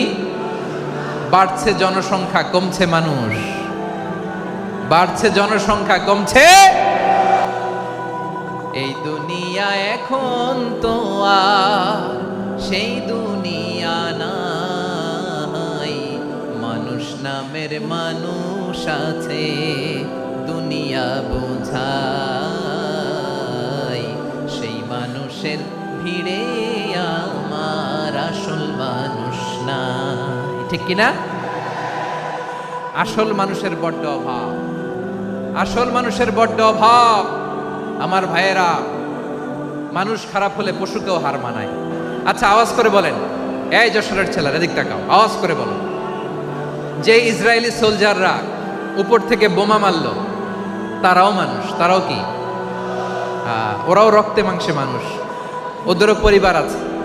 বোমা মেরে যেই মেয়েটাকে তারা অনাথ বানায়, ইয়াতিম বানায়, ও কিন্তু বাসায় ওর মেয়েটাকে রেখে আসছে। ঠিক কিনা বলেন? বম্বিং করে যে বাবাকে মেরে, স্বামীকে মেরে স্ত্রীকে বিধবা বানায়, তারও ঘরে স্ত্রী আছে। উপর থেকে বম মেরে মানুষ মেরে দিচ্ছে, তারাও মানুষ। 1945 সালের 6 আগস্ট আমেরিকান সোলজাররা হিরোশিমায় বম মেরেছে। আমি নিজে দেখে এসেছি জাপানের হিরোশিমাতে। সকাল 8:15 মানুষ কেউ অফিসে যাচ্ছিল, কেউ খেতে খামারে কাজ করতে যাচ্ছিল। লিটল বয় নামে একটা বোম মেরেছে তারা। এই বোমের আঘাতে, পারমাণবিক এই বোমার রেডিয়েশনে আঘাতে বোম ব্লাস্ট হওয়ার পরে মুহূর্তের মধ্যে 1,40,000 নাই। উপর থেকে যারা মারতেছে এরাও মানুষ, যাদেরকে মারলো তারাও। তার মানে মানুষে মানুষে পার্থক্য আছে না? নেই? মানুষে মানুষে পার্থক্য আছে। নাক কান চোখ মুখ থাকলেই মানুষ নয়। বাড়ছে জনসংখ্যা, কমছে মানুষ। চিল্লায় বলো ঠিক কিনা? তাহলে আমরা বুঝলাম, মানুষ ভালো হলে অনেক ভালো, খারাপ হলে অনেক খারাপ। ও আমার কলিজার টুকরা যশোরের ভাইয়েরা, আসুন না 3 দিন ব্যাপী এই তাফসিরুল কোরআনের ঐতিহাসিক প্রোগ্রাম থেকে আমরা সিদ্ধান্ত নেই, আমরা ভালো মানুষ হব নাকি খারাপ মানুষ হব। কলিজা থেকে, প্রাণ থেকে আওয়াজ করে সবাই বলুন, ভালো মানুষ নাকি খারাপ মানুষ? ভালো মানুষ হইতে হবে। ভালো মানুষ যারা জগৎটাকে এনলাইটেন করবে, যারা এনলাইটেন করবে, যারা সত্যের বীর সেনানী হয়ে দাঁড়াবে, যারা সত্যের পক্ষে কথা বলবে, যারা জালিমের মসনদকে ভেঙে খান খান করে দেবে। এরকম হওয়ার দরকার আছে না নাই? এরকম ভালো মানুষ আমরা হতে চাই কি চাই না? মানুষকে যত্ন নিলে মানুষ যে কত ভালো হয় আপনি কল্পনাও করতে পারবেন না। এই যে আপনাদের যশোরে যে ভালো ছেলেগুলো আছে, যে ভালো তরুণগুলো আছে, যে যুবকগুলো আছে, যে ভালো আলেমরা আছে, ভালো নেতারা আছে, সবাই যদি তাদের মতো হতো, পুরো যশোরটা একটা জান্নাতের টুকরা হয়ে যেত। আওয়াজ করে বলেন ঠিক কিনা? মানুষকে নার্চারিং করলে, মানুষকে পলিশ করলে, মানুষকে গ্রুমিং করলে, মানুষকে সঠিক তারবিয়া দিলে মানুষ অনন্য হয়ে ওঠে। প্রতিটি মানুষ অনন্য। আমি অনন্য, আপনি অনন্য, আমরা সবাই অনন্য। সুবহানাল্লাহ বলেন। মানুষকে আল্লাহ তাআলা দিয়েছেন অসীম ক্ষমতা, অসীম ক্ষমতা। সুবহানাল্লাহ। একটা মানুষ পারে না এমন কিছু নাই, একটা মানুষ পারে না এমন কিছু নাই। বিশ্বাস করতে হবে, মানুষ যা কল্পনা করতে পারে ওইটা মানুষ করে দেখাতে পারে। যশোরের ভাইয়ের, আই রিপিট, আমি আবারও বলছি, এই চিল্লাচিল্লি করলে আমার এই গুরুত্বপূর্ণ কথা তোমরা মিস করবা, মিস করবা। কপাল পড়া হয়েও না, আওয়াজ করে কপাল পড়া হবে না। আমার দিকে তাকাও। মানুষ, মানুষ যা কল্পনা করতে পারে সেটা মানুষ করে দেখাতে পারে। তুমি তোমার কল্পনার রাজ্যকে সাজাও, তোমাকে হারাতে পারে এমন কোন শক্তি আল্লাহর জমিনে নাই। তোমার কি শক্তি, কি সম্ভাবনা তুমি জানোই না মিয়া। তুমি এদিকে তাকাও কেন? তোমার রাস্তা তো ওই দূরে। তুমি কোথায় যাবে, আল্লাহ তোমার টেনে কোথায় নিয়ে যাবে তুমি কিছুই জানো না। Plan big, dream big. কল্পনার শক্তিকে বড় করো। মানুষ যা কল্পনা করতে পারে মানুষ তা করে দেখাতে পারে। মানুষের কাছে অসাধ্য কিছু নাই, মৃত্যু ছাড়া, অ্যাকসেপ্ট ডেথ। মৃত্যু ছাড়া মানুষ সবকিছুকে জয় করতে পারে। মৃত্যু ছাড়া যে কোনো অসাধ্যকে সাধন করার ক্ষমতা মানুষকে দিয়ে দিয়েছে কে? হারার জন্য তোমার জন্মই হয় নাই, তোমার জন্ম হয়েছে জিতার জন্য, বিজয়ের জন্য তোমার জন্ম। মানুষের শুরুটাই হয় বিজয় দিয়ে। যশোর, আওয়াজ করে বলো, মানুষের শুরু হয় কি দিয়ে? আমরা যখন আমার পিতার পৃষ্ঠদেশে ছিলাম, পিতার পৃষ্ঠদেশ থেকে শুক্রাণু যখন মায়ের গর্ভদেশে যেয়ে পড়ে, কতটা শুক্রাণু ভ্রমণ শুরু করে জানো? 20 কোটি শুক্রাণু। একবার সিমেন আউট হলে সেখানে 20 কোটি শুক্রাণু থাকে, ভ্রমণ শুরু করে। ওই 20 কোটি শুক্রাণুর মধ্য থেকে তুমি আমি আজকে এক বিকশিত শুক্রাণু মানব রূপে পৃথিবীতে এসেছি। সুবহানাল্লাহ। ওই 20 কোটি শুক্রাণুর প্রতিযোগিতায় সবাইরে পেছনে ফেলে সেদিন আমি সফল হয়েছিলাম, সেদিন আমি বিজয়ী হয়েছিলাম। সেদিন আমি এত ছোট ছিলাম, মাইক্রোস্কোপ দিয়েও আমার অস্তিত্ব টের পাওয়া যায় না। আমি এত তুচ্ছ ছিলাম, নগণ্য ছিলাম। আমার কান ছিল না, আমার চোখ ছিল না, আমার হাত ছিল না, আমার জন্য রিকমেন্ডেশন করার মতো মামু ছিল না, খালা ছিল না, কেউ ছিল না। তারপরেও ওই প্রতিযোগিতায়, ওই কম্পিটিশনে যখন আমারে কেউ হারাতে পারে নাই, আল্লাহর জমিনেও আমারে কেউ হারাতে পারে না। হারার জন্য তোমার জন্মই হয় নাই, তুমি আসছোই জিতার জন্য। সুবহানাল্লাহ। বিশ্বনবী বলেন, আন্নাসু মাআদিন কামাআদিনি যাহাবি ওয়াল ফিদ্দা খিয়ারুহুম ফিল জাহিলিয়াতি খিয়ারুহুম ফিল ইসলাম। Peoples are like mines of gold and silver. সোনার খনি, রূপার খনি, এর চেয়েও বড় খনি হচ্ছে এই মানব সম্পদের খনি। আওয়াজ করে বলেন আল্লাহু আকবার। আল্লাহ তাআলা এই সম্পদ আমাদেরকে দিয়েছে। বিশ্বনবী বলেন, মানুষ হচ্ছে খনির মতো। খিয়ারুহুম ফিল জাহিলিয়াতি খিয়ারুহুম ফিল ইসলাম। জাহিলি যুগে যারা সেরা, ইসলামেও তারা সেরা। ইদা ফাকুহু, যদি তারা বুঝবান হয় তাহলে তাদেরকে সেরা বানায় দিবে কে? তাহলে মানুষের চেয়ে সেরা কেউ হতে পারে? মানুষের চেয়ে অনন্য কেউ হতে পারে? মানুষকে কেউ হারাতে পারে? আওয়াজ করে বলো, তোমাকে কেউ হারাতে পারবে? এই সাহস জাগছে আজকের আলোচনা থেকে। আমি তুমি অনন্য, আমাকে তোমাকে হারায় দেওয়া এত সহজ না, ঠিক কিনা? একটা কথা জীবনের সাথে সেট করে নিতে হবে, আমি জিতি নয় শিখি, আমি কখনো হারি না। জীবনের সাথে সেট করে নাও, জেনজি অফ যশোর, আমি কখনো হারি না, আমি হয় জিতি নয় শিখি। চিল্লায় বলো ঠিক কিনা? আমি কখনো হারি না, আমার হারানো এত সোজা না। কি সাহস জাগছে? বুকে সাহস জাগছে? তাকবীর পড়ো, লিল্লাহে তাকবীর। তাহলে বিশ্বনবী বললেন, নাসু মাআদিন, মানুষ হচ্ছে খনি। এই ধাক্কা ধাক্কি আমি জানি, এগুলো ভালোবাসার ধাক্কা ধাক্কি, এজন্য আমি সহ্য করে নেই। এগুলো যে ভালোবাসার ধাক্কা ধাক্কি এটা আমরা বুঝি। পৃথিবীর কোনো আইন, সিকিউরিটি প্রটোকল দিয়ে এটারে মানানো যাবে না।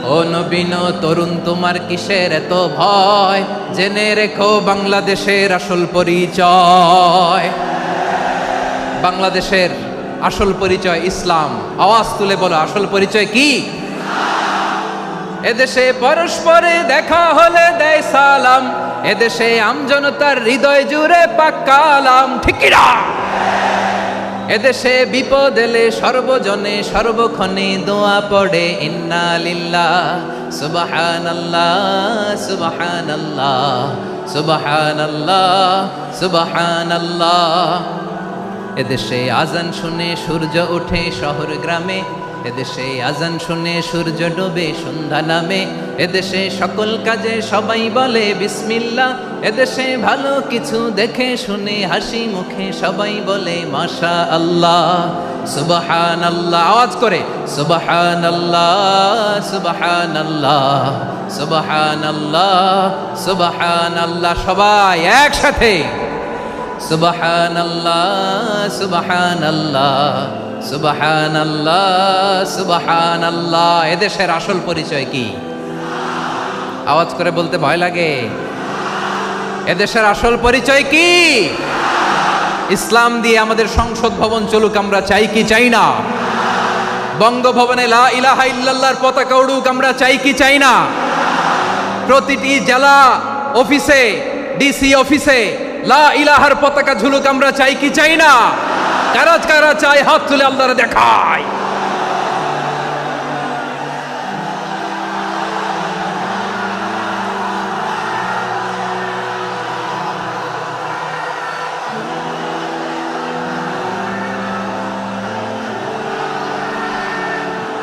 মাশাআল্লাহ মাশাআল্লাহ মাশাআল্লাহ মাশাআল্লাহ। যশোর, আওয়াজ করে বলো, ভালো মানুষ না খারাপ মানুষ? বুঝে বলছো তো? মানুষ ভালো হলে যে কত ভালো। এই মানুষকে যত্ন নিলে, মানুষকে মানুষ বানালে যে সে কি হতে পারে শুনবা? হ্যাঁ, নাকি মোনাজাত দিয়ে দিব? শুনবা?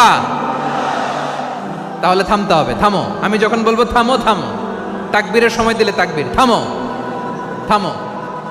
মানুষকে যত্ন নিলে, এই এদিকে এদিকে, ড্রোন নামায় ফেল। হয়েছে, ড্রোনের ফুটেজ হয়ে গেছে, এবার ড্রোন নামায় ফেল। আমার দিকে তাকাও। মানুষকে, তোমরা এদিক সেদিক তাকালে তো গুরুত্বপূর্ণ পয়েন্ট মিস হয়ে যাবে। এদিকে এদিকে, হ্যাঁ ঠিক আছে, এদিকে।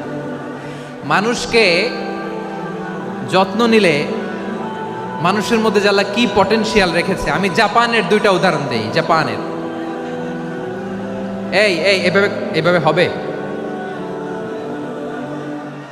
হয় বসো নয় পেছনে, কথা নাই, কথা তো বলাই যাবে না, হারাম কথা বলা। আজকে একেবারে চুপ, আজকের জন্য হারাম করে দিছে আমি, এই কিছু সময়ের জন্য একেবারে নিষিদ্ধ। জাপানের দুইটা উদাহরণ দেই, খেয়াল করে একটু শুনেন, বুঝবেন। আল্লাহ, 2022 সালে জাপানের সাথে জার্মানির খেলা, ফিফা ওয়ার্ল্ড কাপ 2022। এক পক্ষে জাপান, আরেক পক্ষে কোন দেশ? কথা শুনে নাই। এক পক্ষে কোন দেশ, আরেক পক্ষে সবাই। এক পক্ষে, আরেক পক্ষে। ওই খেলায় জিতেছিল জাপান, জিতেছিল 22 সালের এই ফিফা ওয়ার্ল্ড কাপে। জাপান ফুটবল খেলায় জিতে, as a part of their celebration তারা খেলার পরে পুরো স্টেডিয়ামটারে ক্লিন করে, the fan base of Japan, lakh lakh মানুষ খেলা দেখতে যায়, তো এত ডাস্টবিনও তো নাই। তো যারা ডাস্টবিনে জায়গা পায় নাই, তারা এই যে চকলেটের প্যাকেট, পানির বোতল, চিপসের প্যাকেট তারা এদিকে সেদিকে রেখে দিয়েছে। জাপানের ভক্তরা, জাপানের ফলোয়াররা, as a part of their celebration তারা খেলার পরে পুরো স্টেডিয়ামের সব ময়লা আবর্জনা ক্লিন করে তারপরে বিদায় নিয়েছে। তাদেরকে কি ক্লিন করার দায়িত্ব দেয়া হয়েছিল? এই যশোর, জাপানের যে ছেলেরা খেলা দেখতে গেছিল ওদেরকে কি ক্লিন করার দায়িত্ব দিছিল? তারা কি স্টেডিয়ামের পরিচ্ছন্নতা কর্মী? তাদের আকল, তাদের সিক্স সেন্স তাদেরকে বলেছে। ছোটবেলা থেকে জাপান গভর্নমেন্ট ওদেরকে এত পরিচ্ছন্নতা শেখায়, ক্লিনলিনেস অ্যাওয়ারনেস ক্যাম্পেইন করায়। ক্লাসে আমি দেখেছি, ক্লাসে নিজের বেঞ্চ নিজে মুছে, ক্লাসের মাঝখানে একটা সময় দেয়, নিজের টেবিল নিজে মুছে, নিজের ক্লাসরুমটা নিজে পরিষ্কার করে, রাস্তাঘাটে একটা ধুলা নাই, ময়লা নাই, একটা টিস্যু নাই।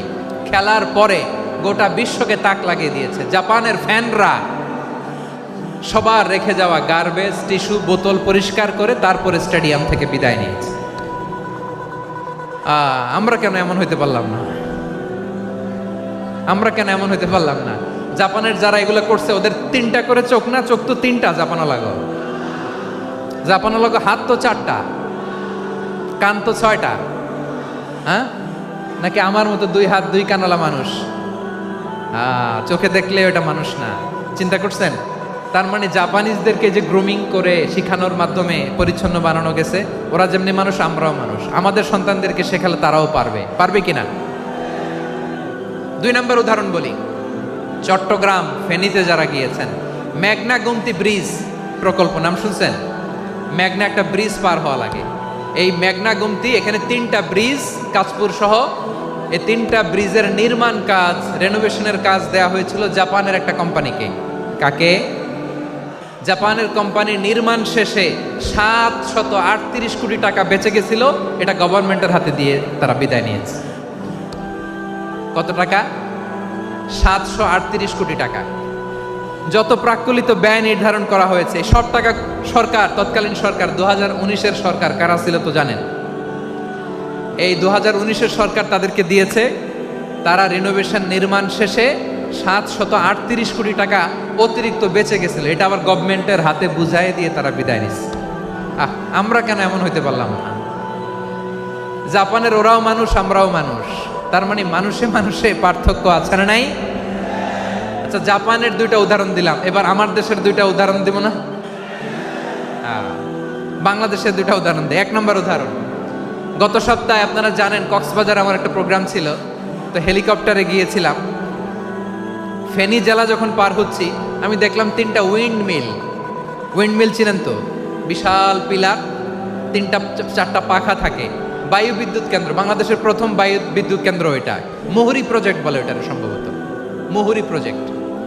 তো সাগরের বাতাসের ঝাপটায় এটা ঘুরে এনার্জি হয়, ইলেকট্রিসিটি উৎপাদন হয়।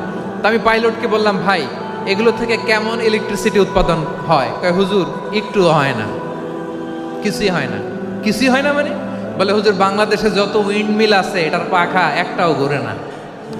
আল্লাহ, বলেন কি? তাহলে যে কোটি কোটি টাকা ব্যয় করে যে উইন্ডমিল, কয় হুজুর ভিতরে ফিটফাট, উপরে ফিটফাট, ভিতরে সদরঘাট। তার মানে কোটি কোটি টাকা দিয়ে এই উইন্ডমিল বানায়, এখানে কিছু নাই। দুর্নীতির আড্ডাখানা, আখড়াখানা বাংলাদেশ, ঠিক কিনা বলেন? হায় রে, জাপানিজরাও মানুষ, আমরাও মানুষ। আমার এক নিকটাত্মীয় সরকারি চাকরিজীবী, উনি আমাকে বললেন, বাংলাদেশের আর একটা উদাহরণ দেখি। উনি আমাকে বললেন যে প্রতি বছর আমাদের অফিসের ফার্নিচার চেঞ্জ করে। আমি বললাম, প্রতি বছর ফার্নিচার চেঞ্জ করে কেন? বলে যে ফার্নিচার নতুন পারচেজ করলেই তো এখানে টাকা, নতুন কিনতে পারলেই টাকা, নতুন উন্নয়নের সবক শোনাতে পারলেই টাকা। প্রথম আলোর রিপোর্ট। কি আলো? প্রথম আলোর রিপোর্ট। গত 15 বছরে উন্নয়নের নামে লুটপাট হয়েছে প্রায় 3.25 লাখ কোটি টাকা। কার রিপোর্ট? আমাদের বানানো কথা। প্রথম আলোর রিপোর্ট। গত 15 বছরে কারা ছিল জানেন তো? হ্যাঁ, শুধু ওনাদেরকেই দোষ দিয়ে লাভ নাই। স্বাধীনতার পর থেকে শুধু শাসকের হাত বদল হয়েছে, আমরা কিছু পাই নাই, ঠিক কিনা বলেন? শুধু ওনাদের দোষ দিয়ে কি লাভ? একদল খাইছে, আরেক দল খাওয়ার জন্য রেডি হয়ে আছে। আমরা এরকম চাই না, জনগণকে ফুটপাতে বসাই দিস। প্রিয় ভাইয়েরা, তাহলে জাপানের মানুষও মানুষ, আমরাও মানুষ। সিদ্ধান্ত আপনার, কোন মানুষ হবেন, ভালো মানুষ না খারাপ মানুষ? আজকের আলোচনার বিষয় হচ্ছে মানব সম্পদের উন্নয়ন, human resource development. It's a process to increase the capacity of knowledge, skill, capacity of the people of a country. একটা দেশের মানুষের জ্ঞান, তাদের দক্ষতা কি করে বাড়ানো যায়, বাড়িয়ে দেশের উন্নয়ন করানো যায়, এটাই হচ্ছে মানব সম্পদ উন্নয়নের মূল কথা। তাহলে মানব সম্পদ হচ্ছে একটা দেশের সবচাইতে শক্তিশালী পুঁজি। প্রাকৃতিক সম্পদ খনিজ সম্পদের চেয়েও দামি হচ্ছে মানব সম্পদ। আমার প্রিয় যশোর, প্রাকৃতিক সম্পদ খনিজ সম্পদের চেয়ে দামি সম্পদ কি সম্পদ? আল্লাহ তাআলা দয়া করে আমাদেরকে এই মানব সম্পদ দিয়েছেন। আসুন আমাদের এই মানুষগুলোকে আমরা সোনার মানুষ বানাই। রাজি আছেন তো সবাই? রাজি আছেন? মানুষ পারে না এমন কোনো কিছু নাই, চাইলে সব পারে। এজন্য মানুষকে তারবিয়া দিতে হবে, যথাযথভাবে তাদেরকে গড়তে হবে। আসুন আমরা সিরাতের আয়নায় বিশ্বনবীর জীবনী থেকে দেখি তিনি কিভাবে হিউম্যান রিসোর্সকে ম্যানেজ করতেন। যদি আপনাদের সময় হয় দু একটা উদাহরণ দিয়ে আজকে আমি আমার আলোচনার বিদায় নেব। হবে সময় হবে কয়েক মিনিট? হ্যাঁ, শান্ত থাকবেন তো? শান্ত থাকবা? হ্যাঁ ঠিক আছে। এই ধাক্কার মধ্যে ঢুকছে, এবার মজা বুঝতেছো তো? হ্যাঁ, মানা করছিলাম না? ঠিক আছে, টের পাও। হ্যাঁ ঠিক আছে। যে আওয়াজ করবে আমি ওকে দেখতেছি, কে কে আওয়াজ করে দেখতেছি। শেষ কথা, শেষের দিকে চলে আসছি। বিষ্ণু ইসলাম কিভাবে হিউম্যান রিসোর্সকে ম্যানেজ করতেন, মজার কথা আছে কয়েকটা, বলে বিদায় নিব। বিশ্বনবী কিভাবে এই মানব সম্পদকে ম্যানেজ করতেন। বিশ্বনবী he was a very good talent hunter, চৌকস ট্যালেন্ট হান্টার ছিল। কার মধ্যে কি ট্যালেন্ট আছে দেখলেই বুঝে ফেলতেন। সুবহানাল্লাহ পড়বেন না? কি নবী আমরা পেয়েছি! He was a very good talent hunter. আমার নবী তিনি চৌকস ট্যালেন্ট হান্টার ছিলেন। কার মধ্যে কি প্রতিভা বের করতেন, ওই প্রতিভাকে ইসলামের কল্যাণে কাজে লাগাতেন। সুবহানাল্লাহ বলেন। যাকে যেই জায়গায় সেট করলে ভালো হবে তাকে ওই জায়গায় সেট করতেন। কয়েকজন সাহাবীর জীবনী শোনাই। আবু মাহজুরা রাদিয়াল্লাহু তাআলা আনহু, মক্কার মুয়াজ্জিন, আগে ছিল মুশরিক, পরে হয়েছে মুমিন। উনি কিভাবে মুমিন হইলেন এই ঘটনাটা একটু আপনাদের শোনাতে চাই। তা আপনাদের তো সময় নাই হাতে। হ্যাঁ সময় আছে? এই জেনজি শেষ করে দিল আজকের প্রোগ্রামটা। 1 ঘন্টা ধাক্কা ধাক্কি করে কেমনে দাঁড়ায় আছে আমি বুঝলাম না।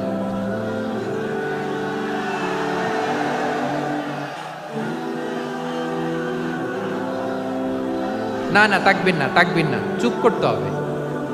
What I need, you stop. Just shut up. চুপ। হ্যাঁ ঠিক আছে, এভাবে। আবু মাহজুরা রাদিয়াল্লাহু তাআলা আনহু কিভাবে মুসলিম হলেন আওয়াজ করে শুনেন। হুনাইনের যুদ্ধ 8ম হিজরি, বিষ্ণু ইসলাম হুনাইনের যুদ্ধ শেষে ফিরতেছেন। পথিমধ্যে বেলাল রাদিয়াল্লাহু তাআলা আনহু, এই যে আবার কথা, আই রে আল্লাহ রে, এখানে ধাক্কা থাকি কেন? চলে যাও, পেছনে যাও, পেছনে যাও। কি আজীব তামাশা! যেখানে যায় এখানে ধাক্কা ধাক্কি, মারামারি, গায়ের উপরে কাঁধের উপরে শাউটিং। অনেক গুরুত্বপূর্ণ কথা পয়েন্ট করে নিয়ে আসে যে বলবো, এই শাউট করার কারণে প্রোগ্রামটাই নষ্ট করে দেয়। আসছে আমার ভালোবাসা দেখাইতে, প্রোগ্রামটাই শেষ করে দিয়ে চলে যায়। স্টপ। আবার কথা বলি, স্টপ। হুনাইনের যুদ্ধে 8ম হিজরি, কত হিজরি সবাই বলেন না একটু, কত হিজরি? 8ম হিজরিতে হুনাইনের যুদ্ধে রাসূল সাল্লাল্লাহু আলাইহি ওয়াসাল্লাম ফিরে আসতেছেন মদিনায়। পথিমধ্যে বেলাল রাদিয়াল্লাহু তাআলা আনহু আজান দিচ্ছেন। কি দিচ্ছেন? তো পাশে ছিল মুশরিকদের একটা পল্লী, কিছু মুশরিক তরুণ, কিছু অমুসলিম কিশোর, তারা আজানকে ব্যঙ্গ করতেছে। আমাদের বাংলায় মুখ ভেঙ্গানো বলে আর কি। বেলাল রাদিয়াল্লাহু তাআলা আনহু আজান দিচ্ছেন, ওই বাচ্চাগুলো মুশরিক তো, ওরা আজানকে ব্যঙ্গ করতেছে, বিকৃতি করে ওরাও আজান দিচ্ছে। উদ্দেশ্য হচ্ছে আজানকে নিয়ে ঠাট্টা করা। উদ্দেশ্য কি? ঠাট্টা করা। ব্যাপারটা মনে কষ্ট পাওয়ার মতো ব্যাপার না? কিন্তু বিশ্বনবী ওইখানে দেখেন কি খুঁজলেন। বিশ্বনবী খেয়াল করলেন অমুসলিম কিশোরদের মধ্য থেকে একটা কিশোরের গলাটা বড় দরাজ গলা, কণ্ঠটা বড় সুন্দর। খেয়াল করে দেখলেন যে কিছু কিশোর বেলালের আজানকে ব্যঙ্গ করে, বিকৃতি করে, কিন্তু একজনের কণ্ঠ দেখতে পাচ্ছেন না এত দূরে, কিন্তু কণ্ঠটা বড় সুন্দর, দরাজ গলা। বিশ্বনবী সাহাবীদেরকে বললেন, ধরো এগুলারে, ধরো। সবগুলারে ধরে বিশ্বনবীর সামনে আনা হলো। ওরা হাঁটু গেড়ে বসলো। বিশ্বনবী বললেন, তোমাদের মধ্যে কে যেন ব্যঙ্গ করে আজান দিচ্ছিল, তার গলাটা বড় উঁচু, গলার বেসটা বড় মজবুত, মেলোডিয়াস, সুমধুর কণ্ঠ কে? আবু মাহজুরা বলে, আমার বন্ধুরা সবাই আমার দিকে আঙ্গুল দেখায়, আমি পড়ে গেছি বিপদে। রাসূল সাল্লাল্লাহু আলাইহি ওয়াসাল্লাম বাকি অমুসলিম তরুণদেরকে ছেড়ে দিলেন, বললেন তোমরা যাও। এবার আবু মাহজুরারে পাইছে। আবু মাহজুরার চুলের মধ্যে হাত দিলেন বিশ্বনবী, মাথায় হাত দিয়ে বললেন, এবার আজান দাও দেখি।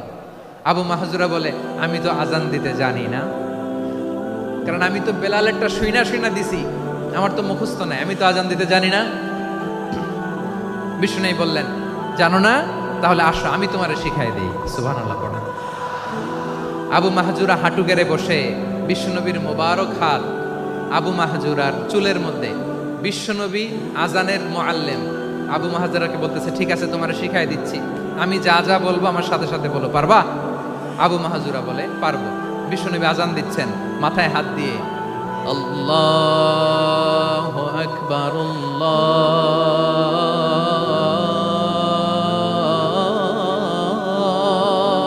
আকবার। আবু মাহজুরা এই বাক্যটা পড়লেন। বিশ্বনবী দ্বিতীয় বাক্য পড়তে আরম্ভ করলেন, আল্লাহু আকবার,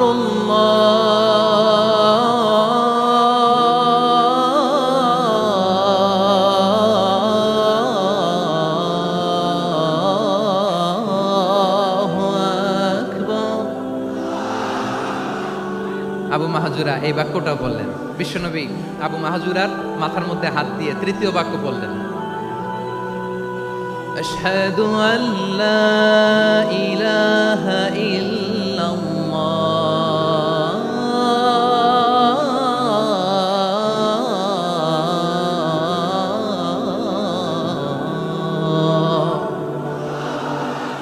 আবু মাহজুরা তৃতীয় বাক্য বললেন। বিশ্বনবী একটা বাক্য পরে আবু মাহজুরা পরে, বিশ্বনবী পরে আবু মাহজুরা পরে। আবু মাহজুরা কিন্তু অমুসলিম, মুশরিক। আবু মাহজুরা বলে, এক একটা বাক্য পড়ি আমার কলিজাটা গলে ঠান্ডা হয়ে যায়। এতদিন মোহাম্মদকে গালি দিতাম, এখন মোহাম্মদ আমার মাথায় যখন হাত রাখছে আমার সারা শরীর ঠান্ডা হয়ে গেছে। বিশ্বনবী আজান শিখাচ্ছেন, একটা একটা বাক্য পড়ে আবু মাহজুরাও পড়ে, বিশ্বনবী পড়ে আবু মাহজুরাও পড়ে। পুরো বাক্যগুলো যখন শেষ, আজান শেষ, আবু মাহজুরাও যখন পুরো আজান করলেন, আবু মাহজুরা বললেন, এতদিন মোহাম্মদের চেহারা দেখলে আমার ঘৃণা লাগতো, আজ থেকে মোহাম্মদের চেহারার চেয়ে প্রিয় চেহারা আমার কাছে নাই। আবু মাহজুরা বললেন, ও মুহাম্মদ, আজানের বাক্য তো আপনি আমারে শেখালেন, এখানেই শেষ করবেন না, আপনি আমারে পড়ায় দেন, লা ইলাহা ইল্লাল্লাহু মুহাম্মাদুর রাসূলুল্লাহ সাল্লাল্লাহু আলাইহি ওয়াসাল্লাম। বিশ্বনবীর সাথে দাঁড়িয়ে উনি শাহাদা পড়ে মুসলমান হয়ে গেলেন। এবার আবু মাহজুরা বলে, ইয়া রাসূলুল্লাহ, ইয়া হাবিবাল্লাহ, আমি মুমিন হয়েছি, মুসলমান হয়েছি,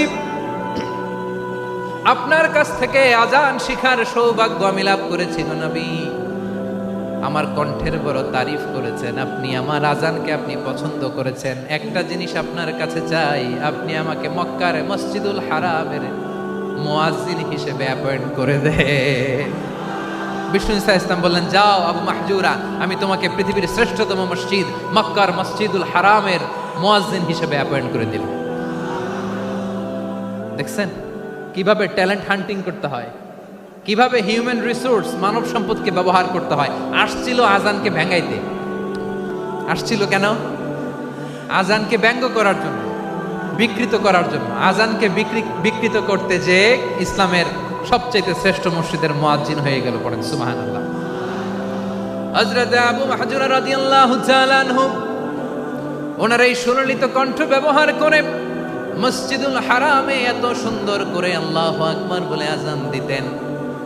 মানুষগুলোর, মুসল্লিগুলোর, মক্কাবাসীর হৃদয়কে তিনি বিগলিত করে দিতেন, মানুষের হৃদয়কে ঠান্ডা হয়ে যেত। শুধু এখানেই শেষ না আমার যশোরের ভাইয়েরা।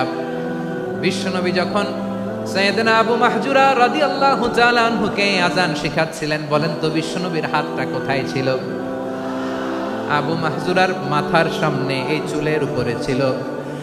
আবু মাহজুরা ওই স্মৃতিটাকে ধারণ করবার জন্য, ওই স্মৃতিকে বহন করার জন্য বিশ্বনবীর মোবারক হাত আবু মাহজুরার কপালের চুলের যেই জায়গায় লেগেছে, মৃত্যুর আগের দিন পর্যন্ত আবু মাহজুরা মাথার ওই চুলে কোনোদিন ছুরি আর কামার লাগায় নাই।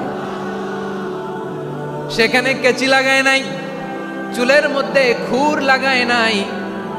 আবু মাহজুরা ডান দিকের চুল কাটতো, বাম দিকের চুল কাটতো, পেছনের চুল কাটতো, সামনের চুল কাটতো না।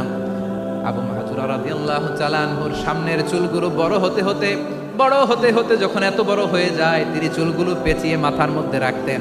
তারপরে তিনি পাগড়ি পরতেন। সবাই জিজ্ঞেস করতো, আবু মাহজুরা এটা আবার কেমন স্টাইল? দেখতে তোমারে কি বিদঘুটে লাগে? কেমন অড লাগে, কেমন খারাপ দেখা যায়। মক্কায় এমন কোনো মানুষ তো দেখি নাই, ডানে চুল কাটে, বায়ে চুল কাটে, পেছনে চুল কাটে, সামনে কাটে না। ওরে আবু মাহজুরা, কেমন দেখা যায় তোমারে? তুমি সামনের চুল কাটো না কেন? আবু মাহজুরা বলে, আমি হাঁটু গেড়ে পেয়ারা নবীর সামনে বসেছিলাম, আমার এই মাথার চুলের মধ্যে মুবারক হাত লাগিয়ে বিশ্বনবী নিজে আমাকে আজানের প্রতিটা বাক্য শিক্ষা দিয়েছেন। বিশ্বনবীর মুবারক হাত, পবিত্র হাত আমার মাথার চুলের যেই জায়গায় লেগেছে, আমি চাই ওই চুলগুলা নিয়ে আমি আমার কবরের ভিতরে যাব। সাইয়েদনা আবু মাহজুরা রাদিয়াল্লাহু তাআলা আনহু ইন্তেকালের আগের পর্যন্ত মাথার সামনের চুলগুলা কাটে নাই। মাথার সামনের চুল তিনি কাটেন নাই। সুবহানাল্লাহ বিহামদি। কেমন ভালোবাসতেন বিশ্বনবী সাহাবীদেরকে, সাহাবারা কেমন ভালোবাসতেন বিশ্বনবীকে। সামনের চুলগুলো বড় হতে হতে এত বড় ছিল, পেঁচিয়ে রেখে পাগড়ি পরতেন, কাটতেন না। নবীর হাত লেগেছিল। সুবহানাল্লাহ পড়েন। তাহলে what is the lesson? Moral of the story কি? মোরাল অফ দ্য স্টোরি হচ্ছে, আসছিল আজানকে ব্যঙ্গ করার জন্য, বিকৃত করার জন্য, হয়ে গেল মসজিদুল হারামের মুয়াজ্জিন। দেখেন বিশ্বনবী একটা খারাপ সিচুয়েশনের মধ্যে থেকে কি ভালো জিনিস বের করে আনলেন। আমি যে শুরুতে বলেছি কিভাবে তিনি হিউম্যান রিসোর্সকে ডেভেলপ করেছেন, ম্যানেজ করেছেন। তিনি যে চৌকস ট্যালেন্ট হান্টার ছিল, দেখেন সবার মধ্যে থেকে এরে বাছাই করে মুয়াজ্জিন বানাই দিয়েছেন। সুবহানাল্লাহ পড়েন। তার মানে এই না সবাইরে ধরে ধরে উনি মুয়াজ্জিন বানাইছেন। যার যেই ট্যালেন্ট আছে তাকে ওই কাজে অ্যাসাইন করেছেন। যার যেই প্রতিভা আছে তার প্রতিভাকে ইসলামের কাজে লাগিয়েছেন। সুবহানাল্লাহ পড়েন। যায়েদ বিন সাবিত রাদিয়াল্লাহু তাআলা আনহু নাম শুনেছেন? যশোর কথা বের হয় না। যদি জিগায় সালমান খানের নাম শুনছেন, সবাই হাত তুলবে, জি হুজুর শুনছি, মানে সব দেখা শেষ। সালমান খান, আমির খান, অমুক খান, সব খান মুখস্থ, কিন্তু যায়েদ বিন সাবিতের নাম মুখস্থ নাই মুসলমানদের। যেই সাহাবী মাথার সামনের চুল কাটে নাই, মসজিদুল হারামের মুয়াজ্জিন বানাইছেন বিশ্বনবী, সাহাবীর নাম কি? খায়া ফেলাইস, স্লোগানের সাথে খায়া ফেলাইস। আবু মাহজুরা। কি নাম? আবু মাহজুরা আল জুমাহি রাদিয়াল্লাহু তাআলা। এই নামটা আজকে নিয়ে যাইতে হবে যশোর। আবু মাহজুরা রাদিয়াল্লাহু তাআলা। দুই নম্বরে বলছিলাম যায়েদ বিন সাবিত রাদিয়াল্লাহু তাআলা। বিশ্বনবী দেখলেন মদিনার এই আনসারী সাহাবী হাইলি ট্যালেন্টেড, ইন্টেলেকচুয়াল, মেরিটোরিয়াস, জ্ঞানের প্রতি তার আকর্ষণ, মারাত্মক আকর্ষণ। বিশ্বনবী তাকে দায়িত্ব দিলেন, কোরআন যা নাজিল হয় তুমি লিখো, কাতিবুল ওহী বানায় দিলেন। সুবহানাল্লাহ। যায়েদ বিন সাবিতরে আবার আজান শিখান নাই, কারণ তার মধ্যে বিশ্বনবী প্রতিভা দেখেছেন, একাডেমিক প্রতিভা। বিশ্বনবীর একাডেমিক প্রজেক্টগুলো তিনি হ্যান্ডেল করতেন। যায়েদ বিন সাবিত ছিল বিশ্বনবীর ব্যক্তিগত সচিব। কি ছিল? ব্যক্তিগত সচিব। বোঝেন নাই? বিশ্বনবীর ব্যক্তিগত সচিব এবং দোভাষী। ইহুদিরা কিছু লিখে দিলে এটার অর্থ বিশ্বনবীরে বুঝায় দিতেন, আবার ইহুদিদের কাছে কিছু লিখতে হলে তিনি লিখে দিতেন। বিশ্বনবী একদিন বললেন, ইন্নী ওয়াল্লাহি মা আমানু ইয়াহুদা আলা কিতাব। ইহুদিরা যে চিঠি পাঠায় অর্থ তো বুঝি না, আরেক ইহুদি আইনে অর্থ করা লাগে। আবার ইহুদিদের কাছে কিছু লিখে পাঠাইতে চাইলে আমরা তো লিখতে পারি না, ইহুদিরে দিয়ে লেখা লাগে। ওরা যে পয়রা শোনায় লিখে দেয়, আমি ওদের বিশ্বাস করি না, আমার নিজের একজন লোক দরকার। বিশ্বনবী এই যায়েদ বিন সাবিতকে চুজ করলেন ল্যাঙ্গুয়েজের জন্য। উনি বললেন, যায়েদ তোমার সফট স্কিলকে ডেভেলপ করতে হবে, তুমি হিব্রু ল্যাঙ্গুয়েজ শিখে ফেলো। যায়েদ বিন সাবিত বলল, বিশ্বনবীর মোটিভেশন আর ইন্সপিরেশন পেয়ে আমি 15 দিনে ইহুদিদের এই হিব্রু ল্যাঙ্গুয়েজ শিখে ফেললাম। শুধু শিখে ফেললাম না, হাত্তা হাদিকতু, even I became master in the language. এই ভাষা আমি পারদর্শী হয়ে গেলাম। এরপরে ইহুদিরা চিঠি লিখে পাঠালে আর কোনো ইহুদি ডাকা লাগতো না, আমি নবীর এটার অর্থ শুনে পরে বুঝাই দিতাম। আবার ইহুদিদের কাছে চিঠি লেখা লাগলে আমি যায়েদ বিন সাবেত চিঠি লিখে দিতাম। সুবহানাল্লাহ। দেখেন, এত সাহাবীর মধ্য থেকে বিশ্বনবীর একাডেমিক প্রজেক্ট, ব্যক্তিগত সচিব, দোভাষী হিসেবে তিনি যায়েদ বিন সাবেতের মতো তরুণকে নির্বাচিত করেছেন। কেমন ট্যালেন্ট হান্টার ছিল আমার নবী! সুবহানাল্লাহ পড়বেন না? বিশ্বনবীর ইন্তেকালের পরে সাইয়েদনা আবু বকর রাদিয়াল্লাহু তাআলা আনহু যখন খলিফা হয়ে আসলেন, কোরআনকে সংকলনের দায়িত্ব দেয়া লাগবে, কোন সাহাবীকে দিবেন? সব সাহাবারা মিলে পরামর্শ করলেন। সাইয়েদনা আবু বকর, ওমর সবাই মিলে এই বিশাল কোরআন সংকলনের গুরু দায়িত্ব বিশ্বনবীর ব্যক্তিগত সচিব, বিশ্বনবীর দুভাষী, বিশ্বনবীর সিলেক্ট করাই লোক যায়েদ ইবনে সাবেত রাদিয়াল্লাহু তাআলা আনহুকে দিয়েছে। কোরআনের কপি তো আজকে এখানে রাখে নাই। এই যে আজকের যে কোরআন পড়েন, এটা আগে এরকম ছিল না। কোরআন নাজিল হলে সাহাবারা উটের চামড়ায় লিখে ফেলতো, উটের চ্যাপ্টা হাড্ডির মধ্যে লিখে ফেলতো, গাছের গুড়ির মধ্যে লিখে ফেলতো, বিভিন্ন জনের কাছে ছড়ানো ছিটানো ছিল। আবু বকর রাদিয়াল্লাহু তাআলা আনহু একসাথে করলেন, পরবর্তীতে উসমান রাদিয়াল্লাহু তাআলা আনহু একসাথে করলেন। 114 সূরার এখন এই মুসহাফ, এই কম্পাইলেশন, এই কপি আমরা পেয়েছি, যার হিউজ কন্ট্রিবিউশন ছিল। এই পুরো কোরআন কম্পাইলেশনের প্রজেক্ট ম্যানেজার ছিল যায়েদ বিন সাবেত রাদিয়াল্লাহু তাআলা। কোরআন কম্পাইলেশনের প্রজেক্ট ম্যানেজার, দেখেন উনারে মাথায় হাত দিয়ে আজান শিখায় নাই। সুবহানাল্লাহ কইবেন না? তাহলে প্রথম সাহাবী আবু মাহজুরাকে মুয়াজ্জিন বানাইলেন, যায়েদ বিন সাবেতকে ব্যক্তিগত সচিব আর দোভাষী বানালেন, মুসআব ইবনে উমাইর রাদিয়াল্লাহু তাআলা আনহুকে ইসলামের প্রথম অ্যাম্বাসেডর বানালেন। তাহলে তৃতীয় নাম্বার একজন সাহাবীর নাম বলছি, মুসআব ইবনে উমাইর। মুসআব কি নাম? নামটা কেমন লাগে? এই কয়েকজনের ভাল লাগে, বাকিদের ভাল লাগে না? ভাল লাগে? এই এই আর কয়েকটা মিনিট দেওয়া যাবে না আমাকে আল্লাহর রাস্তে? হ্যাঁ ঠিক আছে, আমি তোমাদেরকে ভালোবাসা দেখাবো, দোয়া করব যদি চুপ থাকো, একেবারে চুপ, কষ্ট সহ্য করো, বাকিরা যা সওয়াব পাবে তোমরা ডবল পাবা, যেহেতু কষ্ট বেশি, কিন্তু চুপ। 3 নম্বর সাহাবীর নাম মুসআব। এই ধাক্কাধাক্কি কেন? ধাক্কাধাক্কি কেন রে ভাই? না না না, এরকম হইলে আসবো না যশোর, আমি আর আসবো না।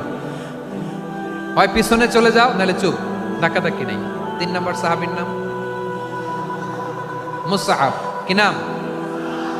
হি was the first ambassador in ইসলাম।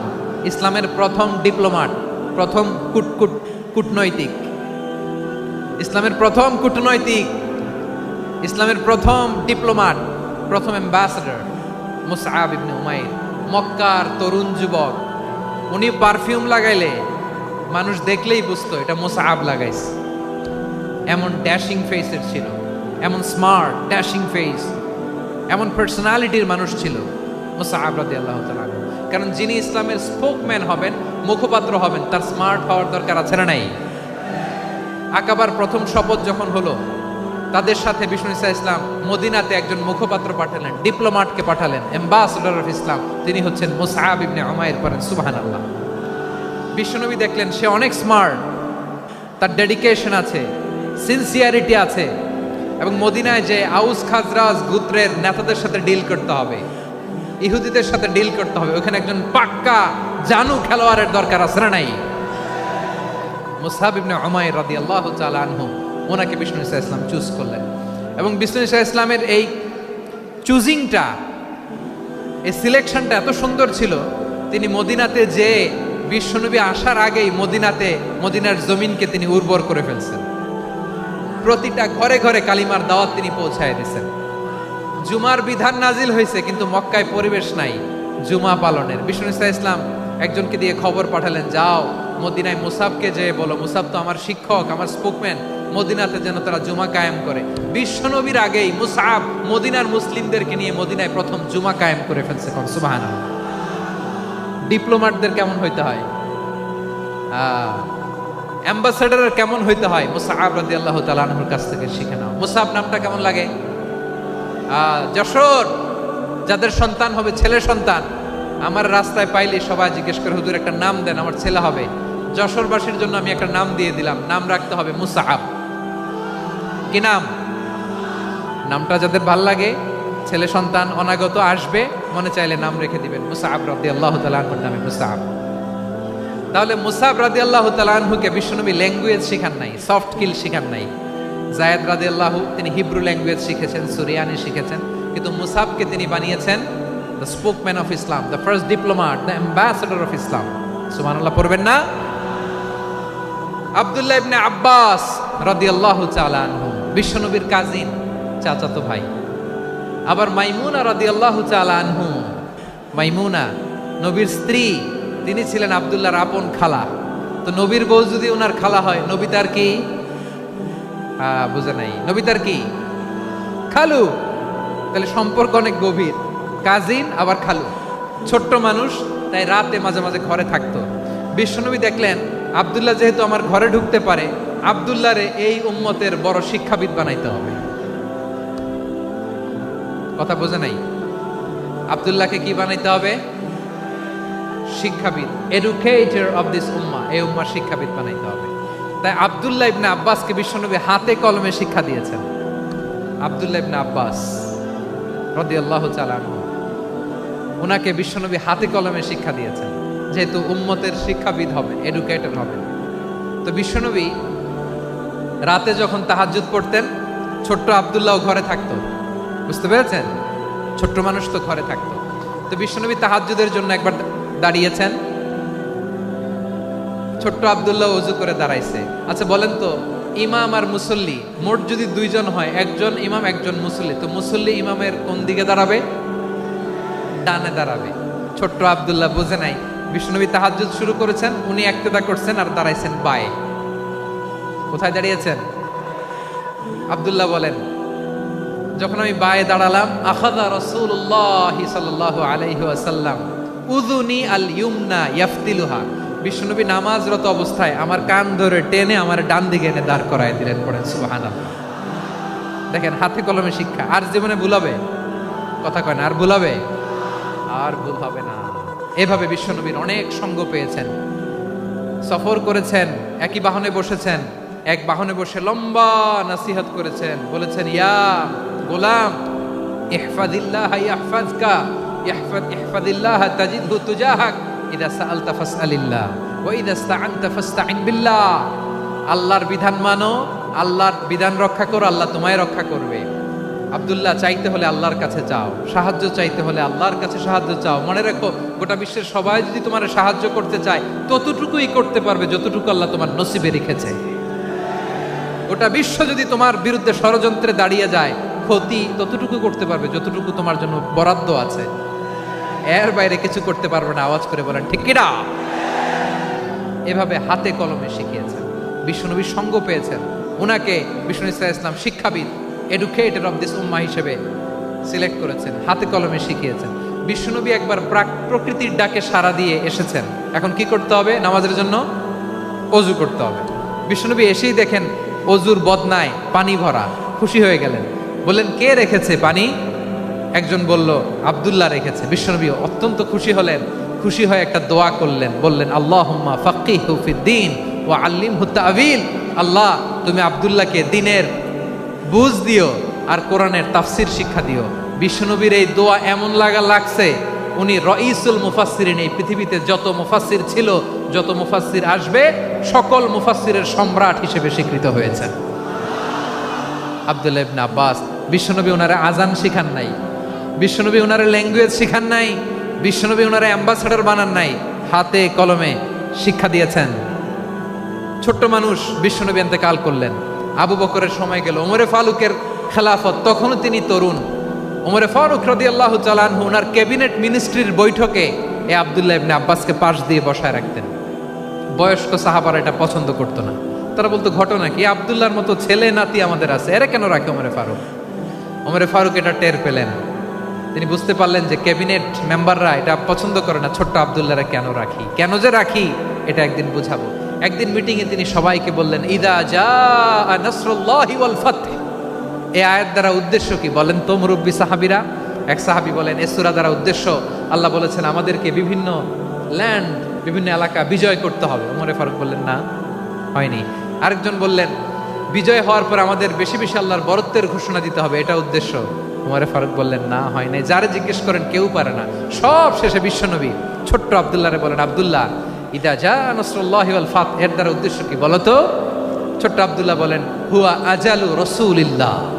এই আয়াত দ্বারা বিশ্বনবীর বিদায়কে উদ্দেশ্য নেওয়া হয়েছে। ওমরে ফারুক বললেন, হাযা হুয়া, এটাই তো সঠিক উত্তর, এটাই সঠিক তাফসীর এই আয়াতের। কারণ ইদা জা নাসরুল্লাহি ওয়াল ফাত, যখন আল্লাহর সাহায্য আর বিজয় আসবে, ওয়া রাআইতান নাসা ইয়াদখুলুনা ফি দীনিল্লাহি আফওয়াজা, আপনি দেখবেন দলে দলে ঢলে ঢলে বানের পানির মতো মানুষ ইসলামের দিকে ঢুকতেছে, ইসলামের বিজয় হয়েছে। তো ইসলামের বিজয়ের মিশন নিয়ে নবী আসছে, বিজয়ী যখন হয়ে গেছে এখন তো নবীর বিদায় হবে। জোরে বলেন ঠিক কিনা? কোন সাহাবী এই সূক্ষ্ম কথাটা ধরতে পারে নাই, ওই আব্দুল্লাহ ছাড়া। আব্দুল্লাহ যখন উত্তর দিছে, সব সাহাবীদের টনক নড়েছে। এরপর থেকে কোনো ক্যাবিনেট মিটিং এ আর কোনো সাহাবারা কোনো প্রশ্ন করে নাই, আওয়াজ করে পড়েন সুবহানাল্লাহ।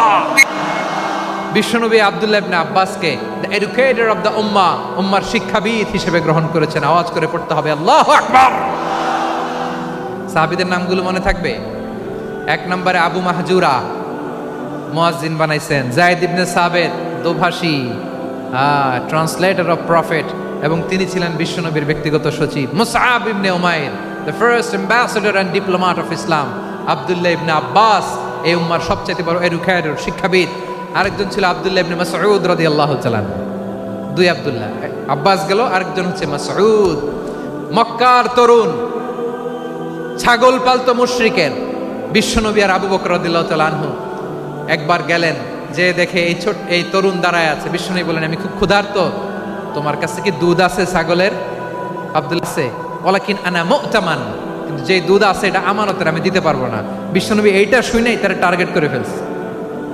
আনা মু'তামান, দুধ আছে কিন্তু এটা আমার মালিকের, আমি তো দরদ দেখাই, আমার মালিকের দুধ আপনি পথিক, আপনারে দিতে পারি না। বিশ্বনবী টার্গেট করে ফেলছেন, এরে আমার কাজে লাগাইতে হবে। বিশ্বনবী বলেন, আচ্ছা ঠিক আছে, দুধ দিও না, কিন্তু এমন ছাগি আছে কিনা যেই ছাগির সাথে কোনো ছাগলের মিলন হয় নাই, তার ওলানে দুধও আসে নাই, বাচ্চাও নাই, এরকম ছাগির থেকে যদি আমি দুধ খাই তাহলে তো সমস্যা নাই। বলতেছে, এরকম ছাগির থেকে দুধ খাইলে সমস্যা নাই, কারণ এরকম ছাগির ওলান থেকে দুধ আসবেও না।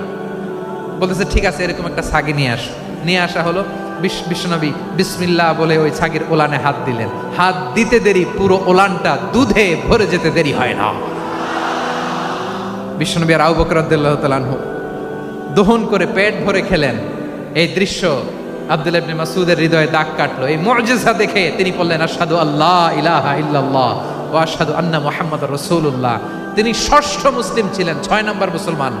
ওনাকে টার্গেট করে বিশ্বনবী দেখলেন এমন ইন্টেলেকচুয়াল ব্রেন, উনি সূক্ষ্ম সূক্ষ্ম জিনিস বুঝে বেশি, ফিকহি জ্ঞান ওনার মধ্যে বেশি। বিশ্বনবী ওনাকে কোরআনের জ্ঞান শিক্ষা দিতে লাগলেন। উনি বিশ্বনবী সবার কাছে কোরআন শোনায়, কিন্তু বিশ্বনবী নিজে আব্দুল্লাহ ইবনে মাসউদের কাছ থেকে কোরআন শুনতো। বিশ্বনবী একবার বললেন, ইকরা আলাইয়া ইয়া মাসউদ। ইবনে মাসউদ, একবার শোনাও তো কোরআন দেখি। আব্দুল্লাহ ইবনে মাসউদ বলে, আকরাউ আলাইকা ওয়া আলাইকা উনজিল। নবী, আপনার উপর কোরআন নাজিল হয় আর আমি আপনার সামনে কোরআন পড়ব। বিশ্বনবী বললেন, ইন্নী উহিব্বু আন আসমাআহু মিন গায়রি। আমি নিজে পড়তে যেমনি ভালোবাসি, অন্যে পড়ুক আমি শুনবো, এটাও আমি ভালোবাসি। সূরা নিসা তিনি তেলাওয়াত করে শুনিয়েছেন। এমন সূক্ষ্ম সূক্ষ্ম বিষয় বিশ্বনবী ওনাকে ধরিয়ে দিয়েছেন। উনি হয়ে গিয়েছেন, আব্দুল্লাহ ইবনে আব্বাস হয়েছেন রাইসুল মুফাসসিরিন, উনি হয়ে গিয়েছেন ফাকিহুল উম্মাহ। ওনার চাইতে বড় ফকি এই পৃথিবী আর দেখবে না। চিল্লায় বলেন সুবহানাল্লাহ। উনি বলতেন, ওয়াল্লাহি ওয়াল্লাহি ইল্লাযী লা ইলাহা গায়রু মা উনজিলাত সূরাতুন ইল্লা ওয়া আনা আ'লামু আইনা উনজিলাত ওয়া ফিমা উনজিলাত। বিশ্বনবী এমন ভাবে কোরআনের দার্স আমাকে দিয়েছেন, কোরআনে যত সূরা নাজিল হয়েছে, যেখানে নাজিল হোক না কেন আমি জানি এটা কোথায় নাজিল হয়েছে এবং কোন প্রেক্ষাপটে নাজিল হয়েছে। এমন একটা সূরা নাই যে সূরার কোথায় নাজিল হয়েছে আমি মাসুদের জানা নাই, কোন প্রেক্ষাপটে নাজিল হয়েছে আমার জানা নাই। এরকম ঘটবে না। চিল্লায় বলেন আল্লাহু আকবার। এই আব্দুল্লাহ ইবনে মাসউদ রাদিয়াল্লাহু তাআলা ওমর ফারুকের সময় কুফার চিফ জাস্টিস ছিলেন। কুফা নগরীর চিফ জাস্টিস। চিফ জাস্টিস বুঝেন নাই? বিচারপতি। কি ছিলেন? সবাই বলে নাই, কি ছিলেন? বিচারপতি ছিলেন। এবং ওনার যে ফিকহি জ্ঞানের ধারা, এটাই আলকামা, ইব্রাহিম আন-নাখাই, হাম্মাদ ইবনে সুলাইমান হয়ে ইমাম আবু হানিফা পর্যন্ত পৌঁছেছে এবং ওনার ফিকহি জ্ঞানের ধারাই হানাফি মাযহাবে অ্যাকসেপ্ট হয়েছে। আজও এগুলো হানাফি মাযহাবে চর্চিত হয়। হানাফি মাযহাবের সব ফিক আব্দুল্লাহ ইবনে মাসউদের ফিকহি জ্ঞানের ধারা থেকে নেওয়া হয়েছে। চিল্লায় পড়েন সুবহানাল্লাহ। তাহলে উনাকে বিশ্বনবী বানিয়েছেন জুরিস্ট, আইনবিদ, ফকিহ। উনারে আজান শিখান নাই। হিউম্যান রিসোর্স ডেভেলপমেন্ট কিভাবে করবেন, মানব সম্পদের উন্নয়ন কিভাবে করতে হয়, কিভাবে যার যেখানে প্রতিভা কাজে লাগাতে হয় উনি দেখিয়েছেন। সুবহানাল্লাহ পড়বেন না? খালিদ বিন ওয়ালিদ নাম শুনছেন? কে কে শোনেন নাই হাত তোলেন। কি ছিলেন? বীর যোদ্ধা ছিলেন খালিদ বিন ওয়ালিদ। কিন্তু তিনি ইসলাম ধর্ম গ্রহণ করেছেন অনেক দেরিতে, 8ম হিজরিতে। তার মানে 8ম হিজরির আগে উনি মুশরিকদের পক্ষে লড়াই করেছেন। ওনার হাতে কত মুসলিম সাহাবী যে নিহত হয়েছে হিসাব নাই। বিশ্বনবী টার্গেট করে রাখছে, তুমি আমাদের মুসলিমদের এত ক্ষতি করলা, তুমি যখন মুসলমান হবা তোমার দিয়ে আমি এমন কাম করামু যে এটা আর কেউ করতে পারবে না। সুবহানাল্লাহ নাই? যশোর ক্লান্ত হয়ে গেছে।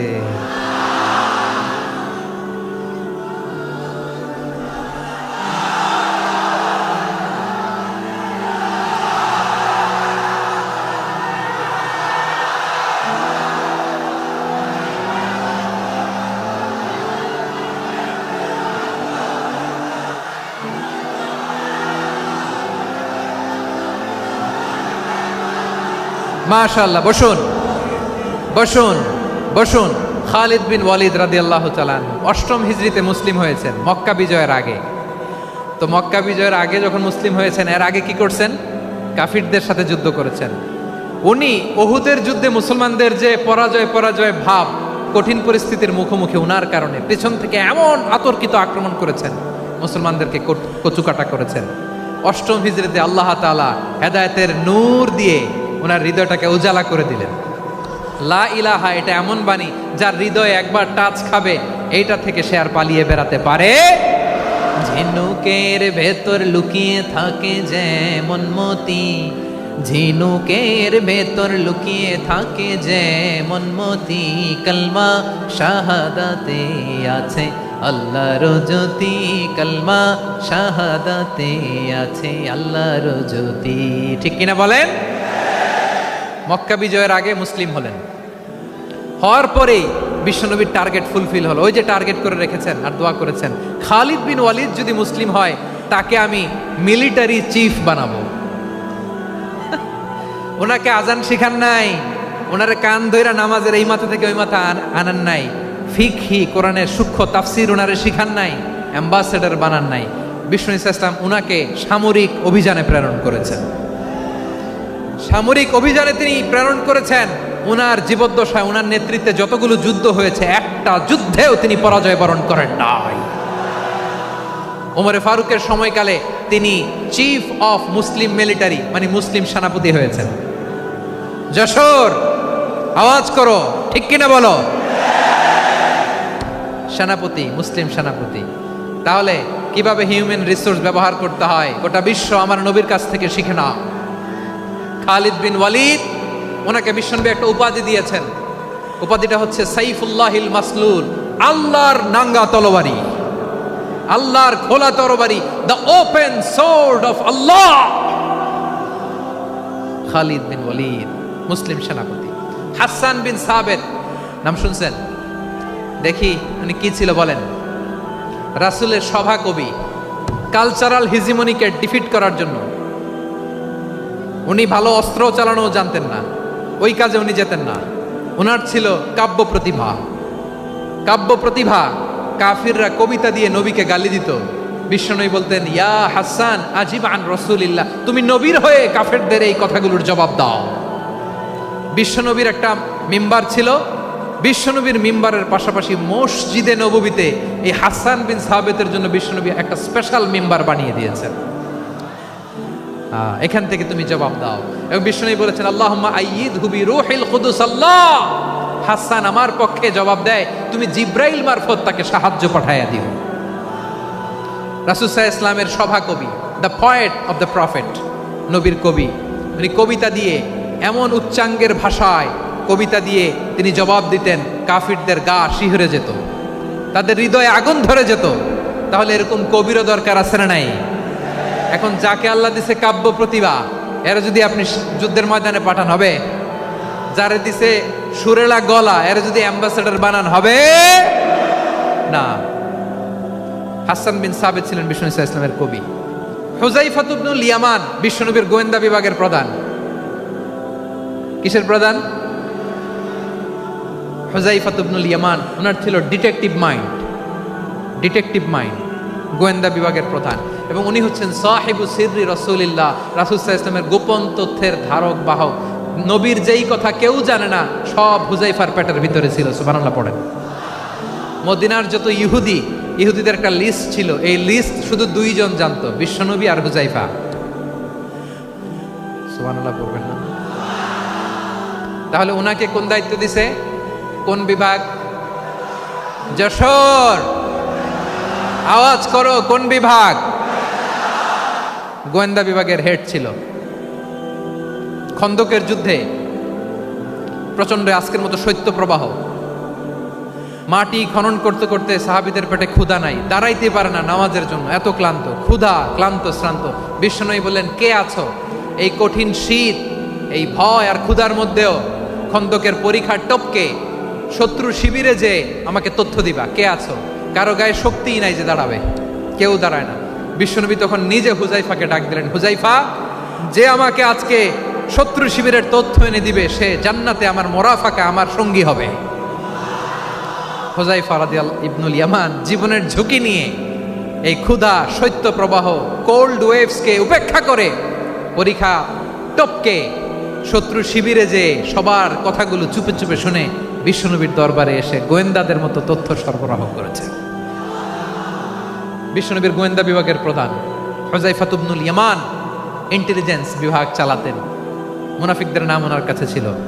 মুআয ইবনে জাবাল মদিনা রাষ্ট্রের সবচেয়ে সিনিয়র আমলা ছিলেন। আমলাতন্ত্র চিনেন তো? প্রশাসনিক কাজ যারা চালায়, অ্যাডমিনিস্ট্রেশন বোঝেন না? The department of administration. মদিনার রাষ্ট্রের সিনিয়র আমলা মুআয ইবনে জাবাল মুতাখাসসিসুন ফিল হালাল ওয়াল হারাম, হালাল হারামের স্পেশালিস্ট ছিলেন।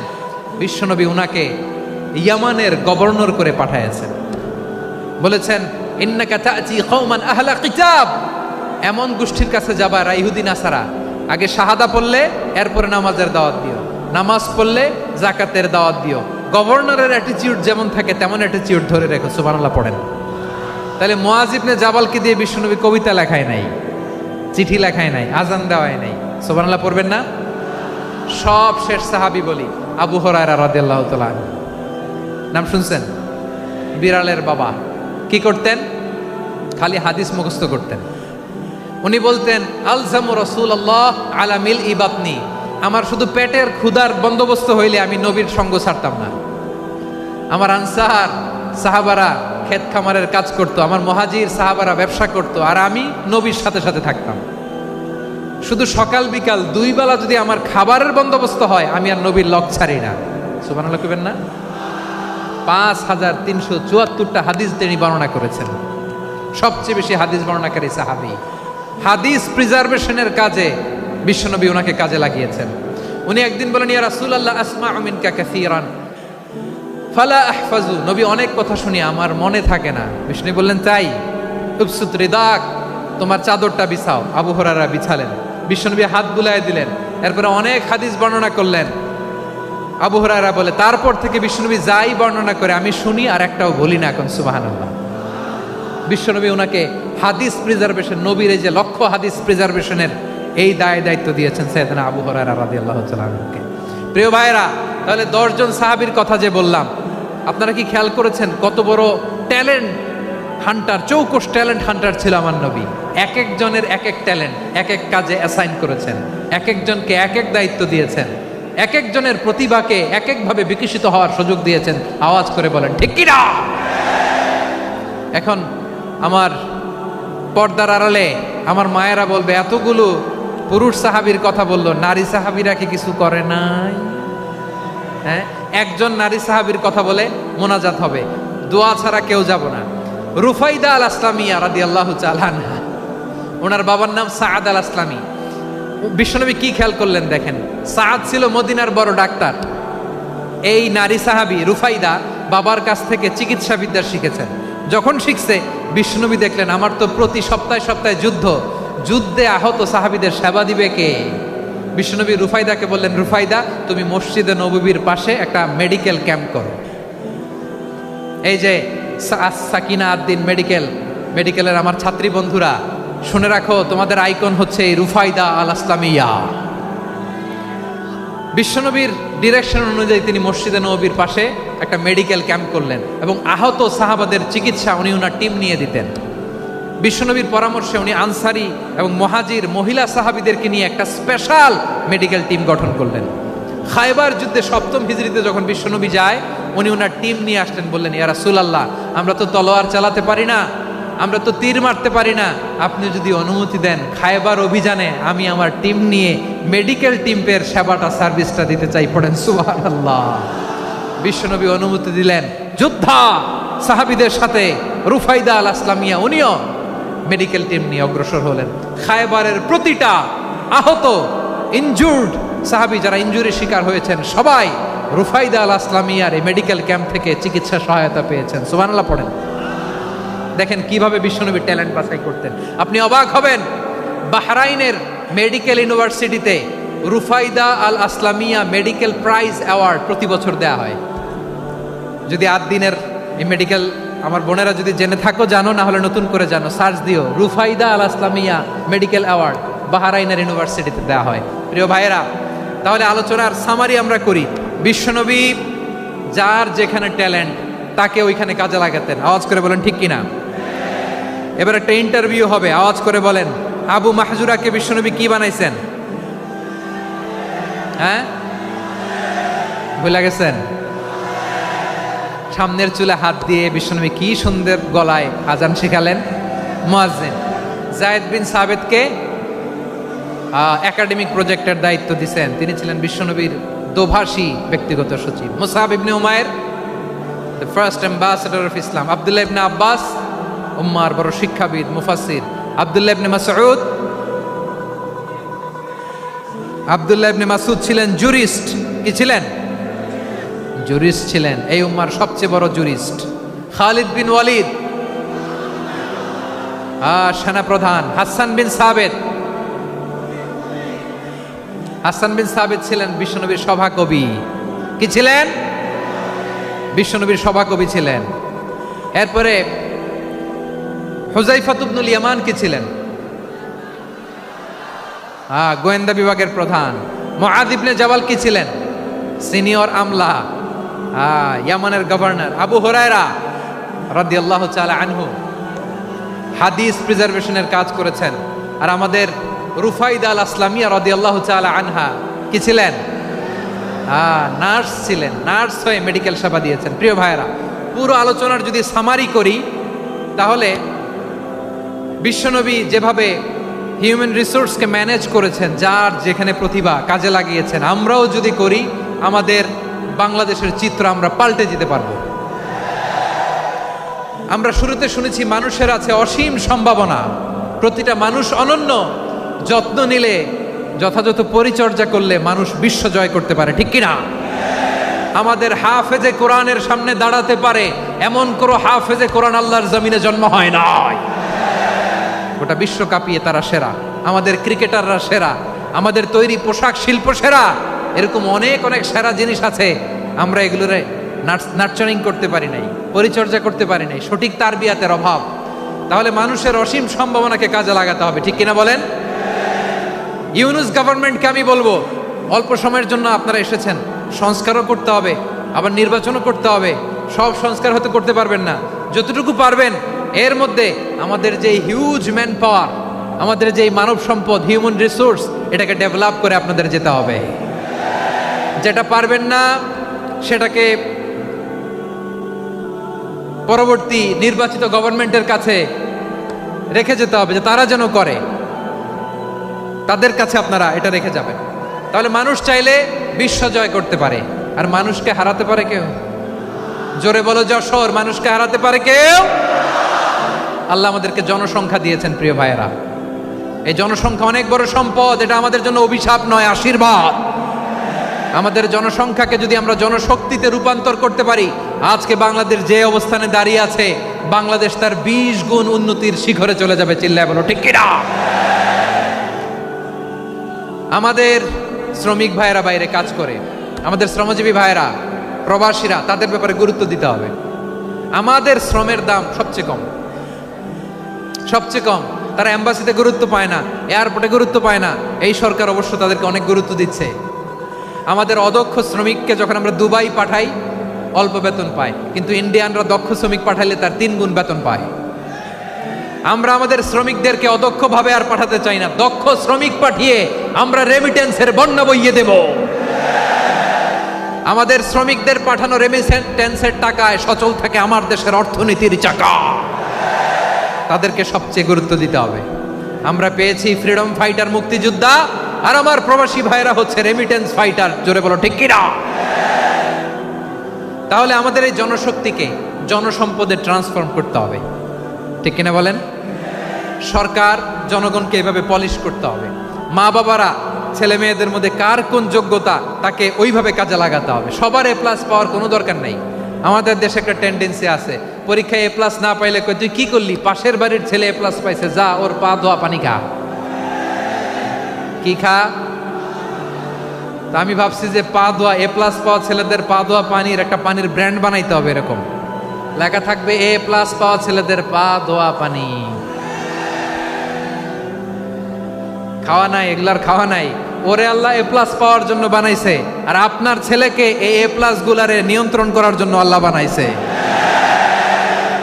ওকে দিয়ে আল্লাহ কি করবে আপনি জানেনই না। একটা A+, একটা A গ্রেড একটা মানুষের জীবনকে ঠিক করে দিতে পারে না। আপনার ছেলেকে আল্লাহ অন্যদিকে যোগ্যতা দিয়েছে। ওদের মনোবল ভাঙবেন না, খবরদার, খবরদার। ছেলে মেয়েদের মনোবল ভাঙবেন না। যাকে দিয়ে যেটা হবে তাকে দিয়ে সেটা করতে হবে, তার প্রতিভাকে সেভাবে কাজে লাগাতে হবে। তাহলে বাংলাদেশ, আমাদের এই জনসংখ্যা জনসম্পদে রূপান্তরিত হবে। আমাদের সরকারের তত্ত্বাবধানে আমাদের 18 কোটি জনগণ দক্ষ জনশক্তিতে রূপান্তরিত হোক। আমরা চাই কি চাই না? আমরা ভালো মানুষ, শ্রেষ্ঠ মানুষ হতে চাই কি চাই না? ওই জাপানিজদের মতো সৎ, ওই ইউরোপিয়ানদের মতো কালচার। আমাদেরকে আল্লাহ তাআলা কোরআন সুন্নাহ অনেক কিছু দিয়েছেন। যেহেতু বর্তমানে আমরা দেখছি তারা সৎ, তাদের মধ্যে ভ্যালিউ আছে, সেগুলো আমাদের মধ্যে আনার দরকার আছে না নাই? আর ইসলাম দিয়ে আমাদের জীবনকে সাজাতে হবে, ইসলাম দিয়ে আমার পরিবারকে সাজাতে হবে। ইসলাম থেকে, কোরআন থেকে প্রেসক্রিপশন না নিলে জীবন সুন্দর হবে না। কোরআন থেকে প্রেসক্রিপশন না নিলে সমাজ সুন্দর হবে না। কোরআনের প্রেসক্রিপশন না মানলে রাষ্ট্র সুন্দর হবে না। কোরআনের প্রেসক্রিপশন অ্যাপ্লাই না করলে শুধু দুর্নীতি দমন কমিশন দিয়ে দুর্নীতি বন্ধ করা যাবে না। এজন্য কোরআনের আইন আমরা চাই কি চাই না? প্রিয় ভাইয়েরা, হিউম্যান রিসোর্স ডেভেলপমেন্ট, মানব সম্পদের উন্নয়ন, আমাদের সরকার যেন এদিকে নজর দেয়। আমরা যেন এই ব্যাপারে যত্নবান হয়ে উঠি। যাকে আল্লাহ যে যোগ্যতা দিয়েছে, এই যোগ্যতা দিয়ে আমরা যেন ইসলামের জন্য, দেশের জন্য কাজ করি।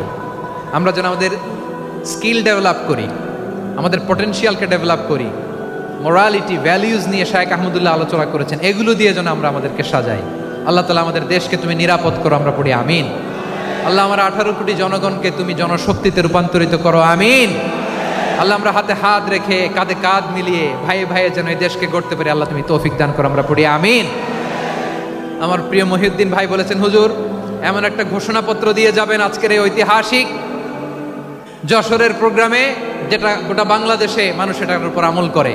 আমি যে কথাটা বলেছি এটাই, আসুন আমরা আমাদের জনসংখ্যাকে জনসম্পদে ট্রান্সফর্ম করি। আমাদের জনসংখ্যাকে আমরা যেন জনশক্তিতে রূপান্তরিত করি। জনসংখ্যাকে ট্রান্সফর্ম করে জনশক্তি দিয়ে আমরা যেন আগামীর বাংলাদেশ, স্বাধীন বাংলাদেশ 2.0-কে গড়ে তুলি। আল্লাহ তাআলা আমাদের সবাইকে কথাগুলো বোঝার, আমল করার তৌফিক দান করুন। এই জেনজি, ক্ষমা করে দিও আমাকে, অনেক ধমক দিছি, বকা দিছি। আল্লাহ তোমাদেরকে করুক, কবুল করুক, যশোরবাসীকে কবুল করুক, আদ দিনকে কবুল করুক, এই মেডিকেল কলেজকে কবুল করুক, ইসলামের জন্য বাদ ভাঙা এই জোয়ার এবং উচ্ছ্বাসকে আল্লাহ তাআলা কবুল করুক। হাযা মা ইনদি ওয়াল ইলমু ইনদাল্লাহ আলাইহি তাওয়াক্কালতু ওয়া ইলাইহি উনীব। সুবহানাকাল্লাহুম্মা বিহামদিকা আশহাদু আল্লা ইলাহা ইল্লা আনতা আস্তাগফিরুকা ওয়া আতুবু ইলাইক। আল্লাহুম্মা আমিন।